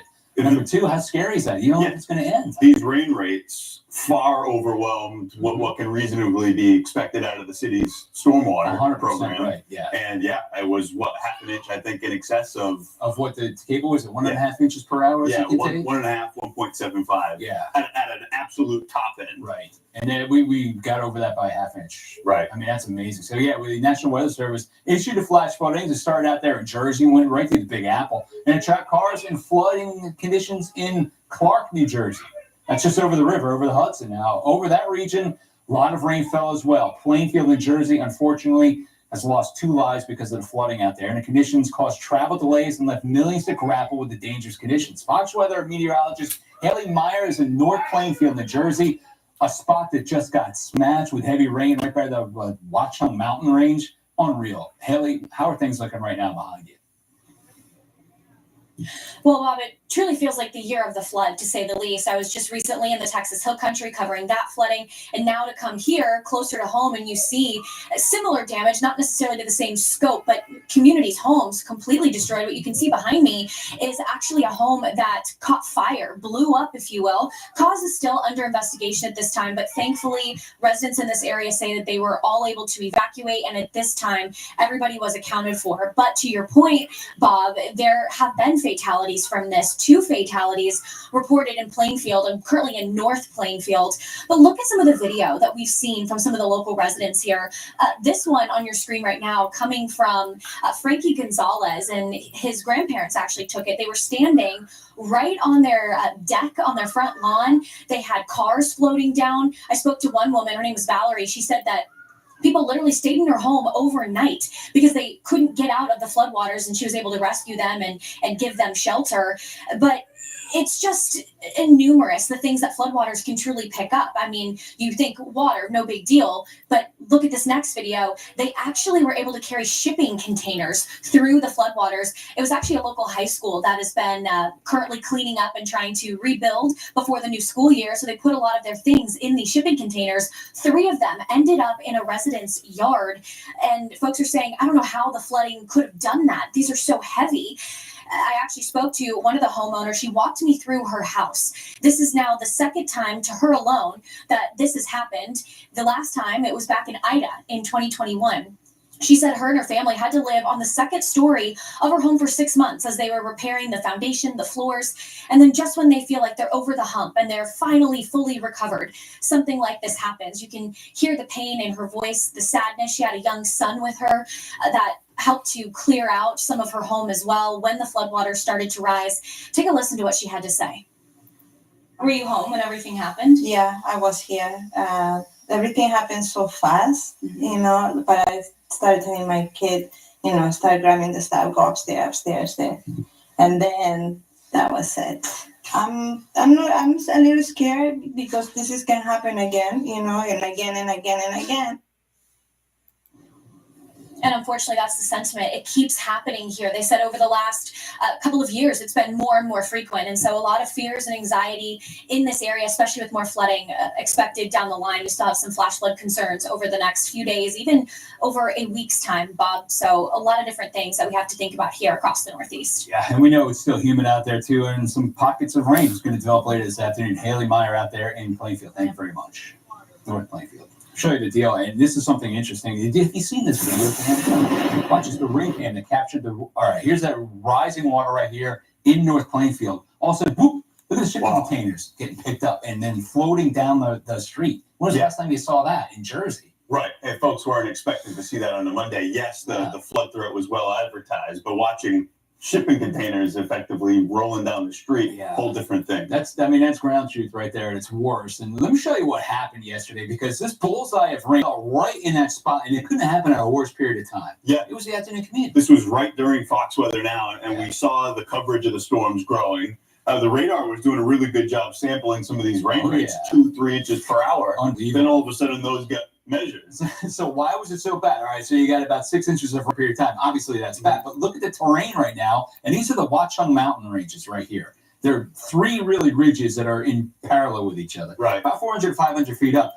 But the problem is, Ian, you got Plainfield right there in North Plainfield. Your elevation right there by Route 22, it's 95 feet. Right. You're saying it takes a shower to cause some flooding on that Route stretch, 22 is a mess. When it just rains with an afternoon thunderstorm that comes and leaves. Yeah. But you add to it 6.5 inches of rain like we saw yesterday. Haven't seen flooding like this since Ida, and that was back in 2021. And folks might be saying 500 feet, these are mountains only in name. Yeah. That's plenty enough terrain to funnel all water down toward the creeks. You're right. And then you have I-78, right? That's the one that goes right through Berkeley Heights. It's near New Providence, those areas. Major roadway. I mean, it connects states, Pennsylvania, New Jersey. And that was shut down in that area by Berkeley Heights. Again, during an afternoon commute. We had the initial flash flood warning that came out. It's 4 counties over on the Jersey side, just west of the Hudson. Right. And it included half of Staten Island. It was 3 million people in one flash flood warning. Do you believe that? I mean, you couldn't have placed it in a worse spot. Yeah, at the same time, Hartford, Connecticut was under a flash flood warning. It was another 600K people. Yeah, and then you went into northern parts of the suburbs of New York City. You're talking about the lower Hudson Valley. Look at this. I mean, I don't want to leave you guys out. Mount Pleasant, Greenberg, White Plains.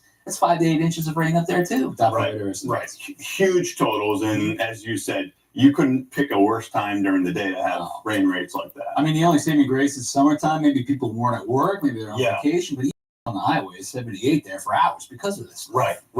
Thankfully, it wasn't during an overnight period, and it appears as though you couldn't see it. Right. Folks were pretty aware that this was happening, but this got extreme quickly. It did. 2.07 inches of rain in an hour, 7 to 8 o'clock. That was at the Big Apple. The time that happened was a hurricane that did that, 2021. So far, we've seen reports of 2.64 inches of rain at Big Apple. Yeah. Right there in NYC. Here's the way it goes now. There is a frontal boundary. Looking at the wind direction, Ian, we're still out of the north right now around Atlantic City. You get to Ocean City, Maryland, though, and the winds are out of the southwest. So the frontal boundary is right about, I put it right here. Yeah, it's not super sharp. It's kind of diffuse, but it's around, and that could help trigger this coverage again this afternoon. Yeah, especially if you live down in the south. Yeah. It's hot, it's humid, elevations roll right here with the Appalachians. So here's the water vapor imagery. It actually picks it up pretty well, right? Look at that. You can see the dry air trying to work in. Yeah. But that's not quite at the surface. The surface is still dew points are all the rain we had. Right. We're going to talk about the water vapor farther off to the south in a minute, but that's solving a lot of puzzles for us this afternoon. There's an upgrade right now. Now we're 3 out of 4 in the bad scale for flooding for central southern Virginia. That's an upgrade right now because of the heavy rain that's already fallen. How much is left to come later today? So let's roll through the next few hours, and Ian, stop it at 6 o'clock. Pounding rain in south of Richmond, Virginia. Right. This is kind of a good news, bad news snapshot. The good news being, although there are rain chances, they're way more isolated than what we were looking at yesterday at that time period. But farther off to the south, there's a reason why we just saw that upgrade. We sure did. And this is good news, too. It's just pockets of light rain around the flooded out areas, New York, Connecticut, into Jersey, too. All right, so let's go down south a little bit farther. You're talking about this. On the road, we can see our next tropical depression. I mean, listen, the models, they're not completely sold on this thing yet, but 93L, it's something worth watching because either way, if it doesn't form into something, Ian, we're still going to get some heavy rain scraping across northern Florida and the northern part of the Gulf Coast next few days. Right, and there was a pretty big chorus yesterday in the weather world. A lot of folks were saying, why does the NHC only have a 40% on this? Because it looked good this time yesterday. We're watching Invisible. Yeah. This thing has banding possibly going on. But you've seen what's played out over the last 12 hours. The low-level center is going northwest. The mid-level center is going west-southwest. So this thing's completely decoupled. And there's going to be a lot of structural needs over the next couple days. It's not vertically stacked. It's like this. Yeah. It's fracturing itself, which is good. We don't want to see this thing have any kind of circulation that's going to be organized with at all. But look at that spin. Isn't that cool? Yeah. All right, so here's your low-level spin right there, right? If you can follow me, you can bring it back. It's actually ready to make a I wouldn't say landfall, but come ashore. There it is as it develops and it moves across the board into this region. That's your low levels. Yeah. The upper levels, it's already in. Unless it gets shed. Yeah, let me get. Like I don't want to mess with your Rangers cup over. I'm gonna spill that. Sorry, I just turned it off by accident. There you go. Clearly, there's some wind shear going on here. You can see it now, yeah. And now this is moving over land, so the hurricane hunters won't be flying into this until it reemerges. We say all that. The net result for people that live under this. I want you to draw on that one. Show me what you're thinking. Good luck. Yeah, I like that. See, I think this probably gets shed. Yeah. The mid-level center comes this way, and then it forms a spins surface. something. Yeah. We've seen that kind of thing happen before. That seems to me. Plus, I mean that's what I was saying on water vapor. Yeah. Northern half of that, forget it. There's nothing going on. It's so dry up there. Yeah. Now, what it does have working for it is a warmer sea surface temperatures. You're talking upper 80s. Yeah, and all of this is a pocket of extra moisture over the Gulf for obvious reasons. That'll play into it. They're going to jet into this thing, or I should say, they're going to prop this thing in there. We're talking about tomorrow. So we got a 1 o'clock takeoff tomorrow. They scrubbed the one today because it was already over land.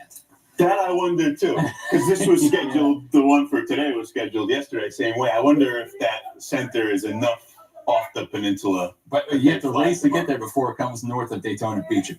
It came ashore quicker. Yeah. Look at the models, all in consensus. Scraping that northern part of the Gulf Coast, and that means some heavy rain stretching in there. Models are kind of all over the place when it comes to organization at this point. That consensus is farther north as compared to yesterday. Yeah. But I wonder if that does put a little bit of a cap.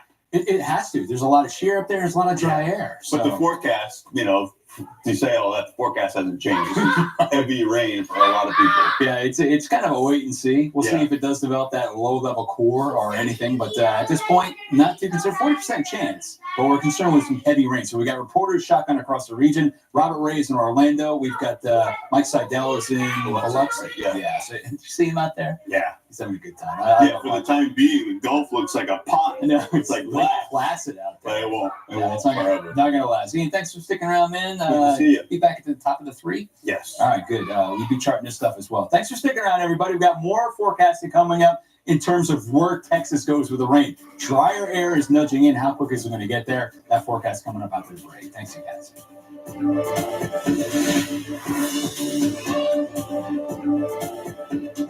It's AARP. Are you joining AARP? Actually, I just did. Call or go to joinaarp.org to join today for just $15 for your first year with automatic renewal, and your second membership is free. And get instant access to discounts on eye care, prescriptions, savings on travel, dining, and deals from top retailers. So many ways to save. Instant resources, tools, and tips to help manage your money, maximize your health, and so much more. Member offers find you wherever you are. And AARP is the largest advocacy group for people over 50. Your voice will be heard. I'm nowhere near ready to retire, and AARP has been a tremendous resource for that. I love the local retail discounts, and we check out the hotels, the dining. AARP saves us a lot of money. Join and get an insulated trunk organizer free, plus AARP the magazine. Call 1-800-608-2773 or go online today.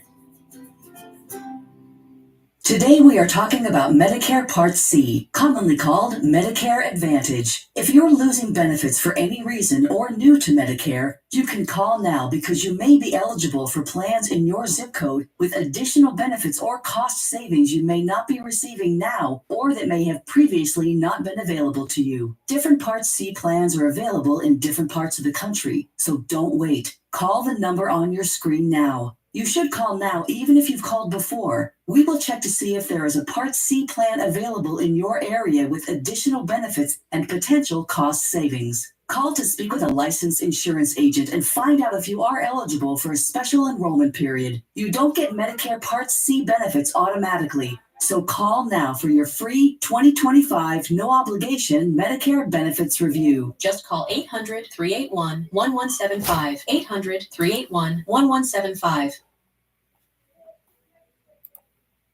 Today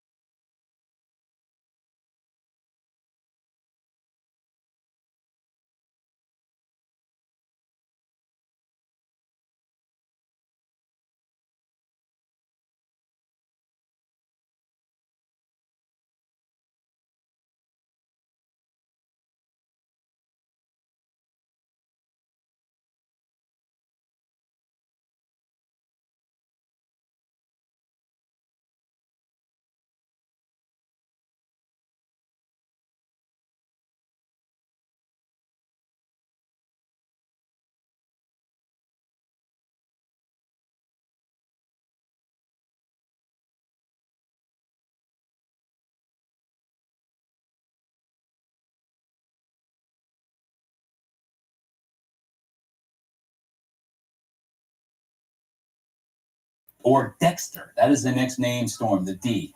Chances are about 40% at this point. Fox Weather's Robert Ray is live in Orlando, Florida, and he's been following his storm now. Yeah, rain is back in the forecast, Robert. We can see it coming down just especially to your north and to your east. You're going to be chasing the storm the entire time, no matter what happens with it, though, right? Yeah, Bob, and light rain coming down here in Orlando. Beyond me, about 2 miles is Epcot Center and then SeaWorld over there. And you can see it sort of in the distance, but there's a haze because of Invest 93L and it kind of making its way here over the peninsula. In and out showers. We're expecting some tougher moments as the afternoon goes on here, and Invest 93L makes its way across. But we've been experiencing rain and dark clouds and some pops of thunder for about the past 24 hours plus here in the Orlando area. As I stand kind of above the forest canopy here to get a good view of what is in the distance as this system treks over, regardless of what occurs. And I'll say this now, I'll say it again before this report's over. This is a rainmaker. We are under a flash flood watch until this evening, and this system will continue to be a rainmaker no matter where it spreads its tropical moisture, and that be the peninsula and up into the Panhandle, Mississippi, Alabama, Louisiana, maybe even on the border of Texas and Louisiana. The question is that we're all wondering, it's very tricky at this point, and I wouldn't underestimate or overestimate any tropical system that is brewing, but what will occur when it gets into the Gulf and meets some of those warm surface temperature waters between 86 and 89 degrees? Will it become a depression? Does it have a chance to become a tropical storm and thus become a tropical storm Dexter? We'll have to see. Regardless, a whole lot of rain will be spread in places like New Orleans and up and across the northern Gulf Coast, and clearly where we are right now. So we'll wait. That flood watch goes until tonight. We could get pretty heavy rain rates, up to 3 inches in a very short time, and maybe even half foot plus more here in the center zone of the peninsula of Florida. Bob? Hey, Rob, thanks. You got the flood watch in effect. We're watching that right down from Daytona Beach through Tampa. Yeah, you're absolutely right. And the heaviest rain by far is going to steer to your north, but it'll be interesting to see what happens over the next couple of days. Once it does, you jet back across the northern part of the Gulf Coast. Robert Ray out there in Orlando, Florida. Appreciate it, buddy. Always a great job. All right, so Florida's about to get rolled with some heavy rain. In fact, it's already started right now. The video just showing how much rain could fall. But again, this is just plain old summertime action in this video.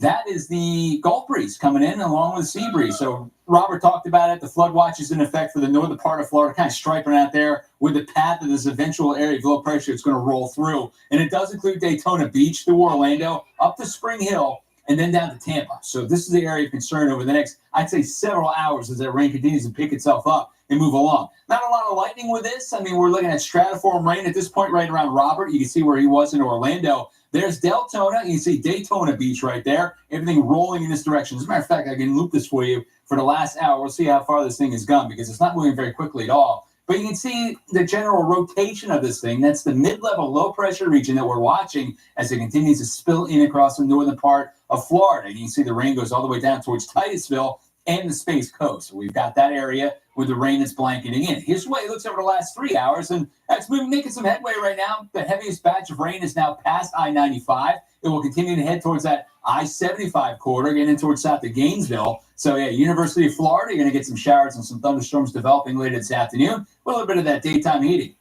The bigger picture does show what's happening right now. You got a couple of bands that are way on out here, but the general circulation, you get a nice little a grasp of where it's going. It's moving over from the east to the west, and it's moving pretty quickly at this point. Let me zoom into this area by Tampa because we saw a heavy batch of rain yesterday. Look at that dark shade of red outside of Lakeland, south of I-4. That was about 9.5 inches of rain. It fell just with that Gulf breeze alone yesterday afternoon. So where do we go from here? The bulk of the atmosphere, all the rain right there, that's north of Orlando, north of I-4. Watch it roll over to the west over the next few hours. And then by 6 o'clock this evening, pockets of rain right across central part of the coastline. So you still have the Gulf breeze and the sea breeze coming in. So you still have that area of concern with bigger pops of lightning coming in there late in the afternoon, typical Florida stuff.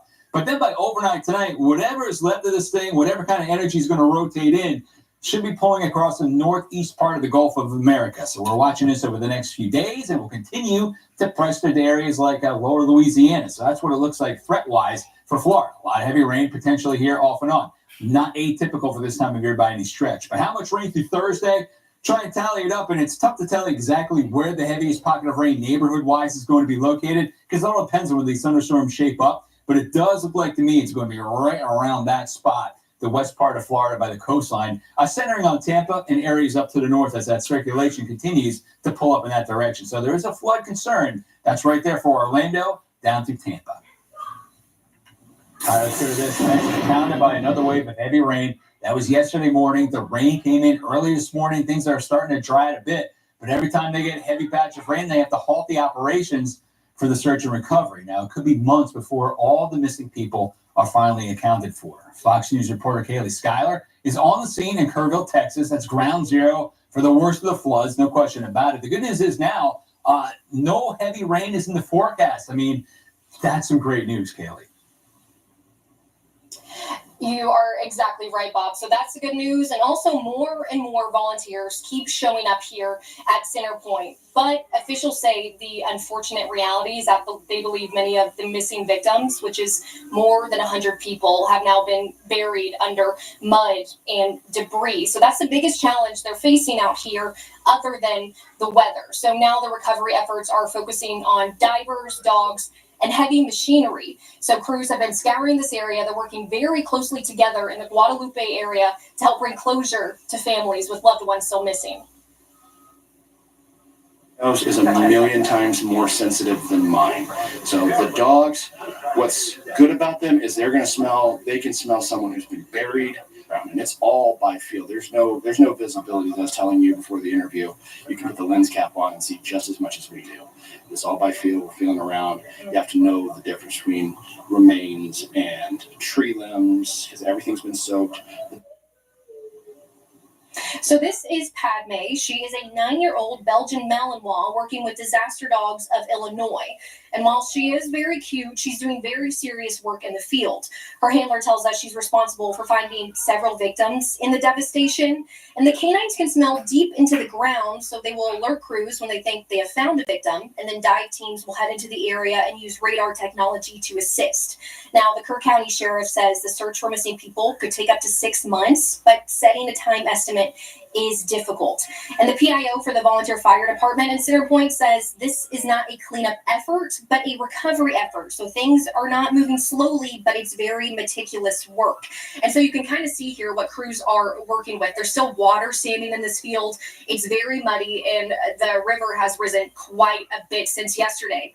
But Bob, it's just amazing to see all of the different volunteers that have come out into this area. We were just talking with one nonprofit. They're called Smart Aid, and they come into the area and try to assess the different infrastructure the area could need over the coming weeks, months, and even years. So they were talking to us about updating alert systems in the area. They said they could bring laptops to people and even bring solar panels in to provide power to people who are without it. But right now, again, Bob, you said it at the top, clear skies. So that's all volunteers can really hope for right now.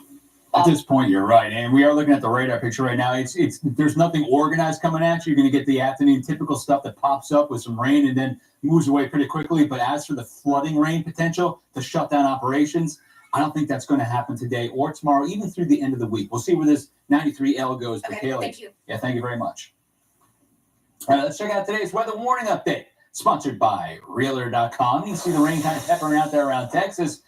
The only thing we've got the concern right now are the pockets of rain that are developing. But we still have a flood watching effect that's going to go out through about the end of the evening through tomorrow morning is a possibility if it gets extended. And then you got the hot temperatures that are back in play. You have heat advisories all across the board when you get to areas by Mississippi. Feels like 105 to 110 later today. That's the temperature plus the humidity and a flood watching effect for some heavy rain. And this is going to be a bad deal for you for the lower parts of Virginia. Lots of rain on top of what you've seen for the last couple of days. There's a level 3 out of 4 in a flash flood threat. That is for southeastern parts of Virginia because of the rain it's currently developing and what's going to come later on this afternoon. Plus, you've got the smoke. It's back in play. The Mohawk Valley from Syracuse out to Utica and to Albany. That's Canadian wildfire smoke you see that's hazing up the sky, so poor air quality. You've got that plus high fire danger area of our own. That's right across the parts of Nevada into Utah. It's hot, it's dry, and it's windy. Today's weather warning update is sponsored by Realtor.com. Get the Realtor.com app to see the environmental risks on every home. Hey, I'm Ari Sarsalari, and today we're talking about flooding. You know, flooding is one of the top weather-related killers in the U.S. every year, which is why it's important to know the different types of flood alerts issued by the National Weather Service. So you have flooding and flash flooding. Regular flooding is when a body of water, like a lake, a river, a creek, or a stream, overflows onto dry land. Now, these types of floods typically don't have rushing water. A flash flood happens when heavy rain causes a big, fast rise in water levels. The flash flooding typically doesn't last that long, but it's so dangerous because of that rushing water. It can easily sweep away debris, vehicles, and even people. You never want to be unprepared for flooding, so make sure to download that Fox Weather app to stay up to date with the latest weather alerts. Fox Weather, weathering it together. Hello. Today we are talking about Medicare Advantage chronic condition special needs plans. If you have been diagnosed with a chronic condition like diabetes, chronic heart failure, cardiovascular disorders, or other eligible chronic conditions, you may qualify to enroll in a plan today. These plans may include additional benefits, resources to help you manage your condition, and ways to help you save money. If you have Original Medicare, you have Medicare Part A and Part B. Part A covers hospital stays, while Part B covers medical visits, like seeing the doctor. A chronic condition special needs plan covers everything in Parts A and B and could save you money or include additional benefits designed for your specific condition. To find out if you could enroll in a plan that could save you money and include additional benefits, follow these steps. 1. Call the number on your screen. 2. Give your zip code to the licensed insurance agent. And 3. Find a plan best for you and your needs. You do not automatically get enrolled in a Medicare Advantage chronic condition special needs plan that includes additional benefits and may save you money. So you should call to find out what plans are available to you. Insurance companies offer different plans in different zip codes. Call today and find out what plans are available to you in your zip code. If you have Original Medicare and were diagnosed with an eligible chronic health condition like diabetes, chronic heart failure, cardiovascular disorders, or other eligible chronic conditions, you may qualify for a Medicare Advantage chronic condition special needs plan. Call now to see if you're eligible to enroll in a plan that could save you money and include additional benefits, resources, and services designed to help you manage your condition. Just follow these steps. 1. Call the number on your screen. 2. Give your zip code to the licensed insurance agent. And 3. Find a plan best for you and your needs. Call now for your free, no-obligation Medicare benefits review. Call 800-794-6619. 800-794-6619. Hello, I'm Veronica. My name is Darvin. I'm Courtney, I'm Jackie. and we switched to Consumer Cellular. My previous provider is terrible. Surprise, we changed your rate. We wouldn't get to talk to a person. And then all of a sudden it disconnects. Now with Consumer Cellular, no problems. Better customer service. They tell me exactly what I'm paying and why I'm paying for it. It's within $1 of being half of my old bill. With Verizon, I was paying about $150 a month. With Consumer Cellular, I'm paying about half that. Okay, this is doable. This is affordable. I'm getting the exact same coverage for half the price. That's a beautiful thing.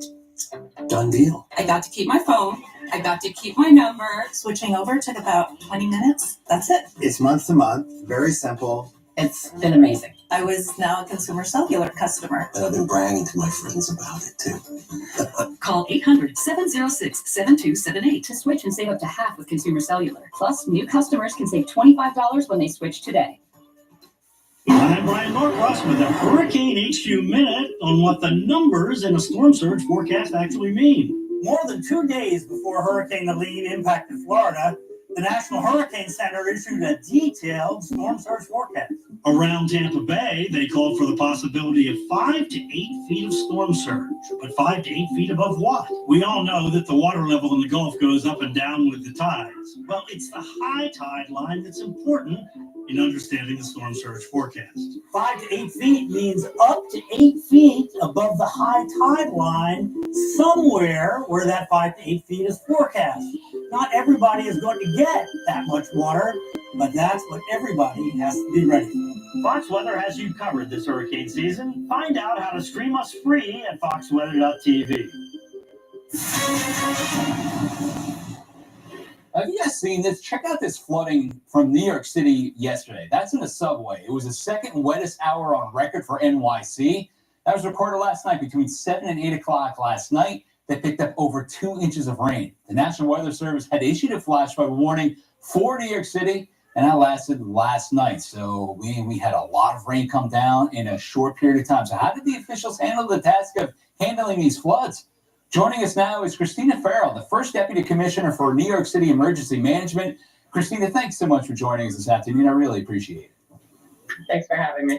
Last night, let's talk about it. It was at the heart of the afternoon commute. It was well forecasted, but man, we have rainfall rates of over 2 inches per hour.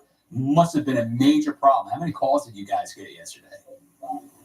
It was pretty dramatic, as you showed with the subways and things. The heaviest hour was 7 to 8, which is maybe luckily a little bit later, at the tail end of the rush hour, but certainly there were many cars on the roads.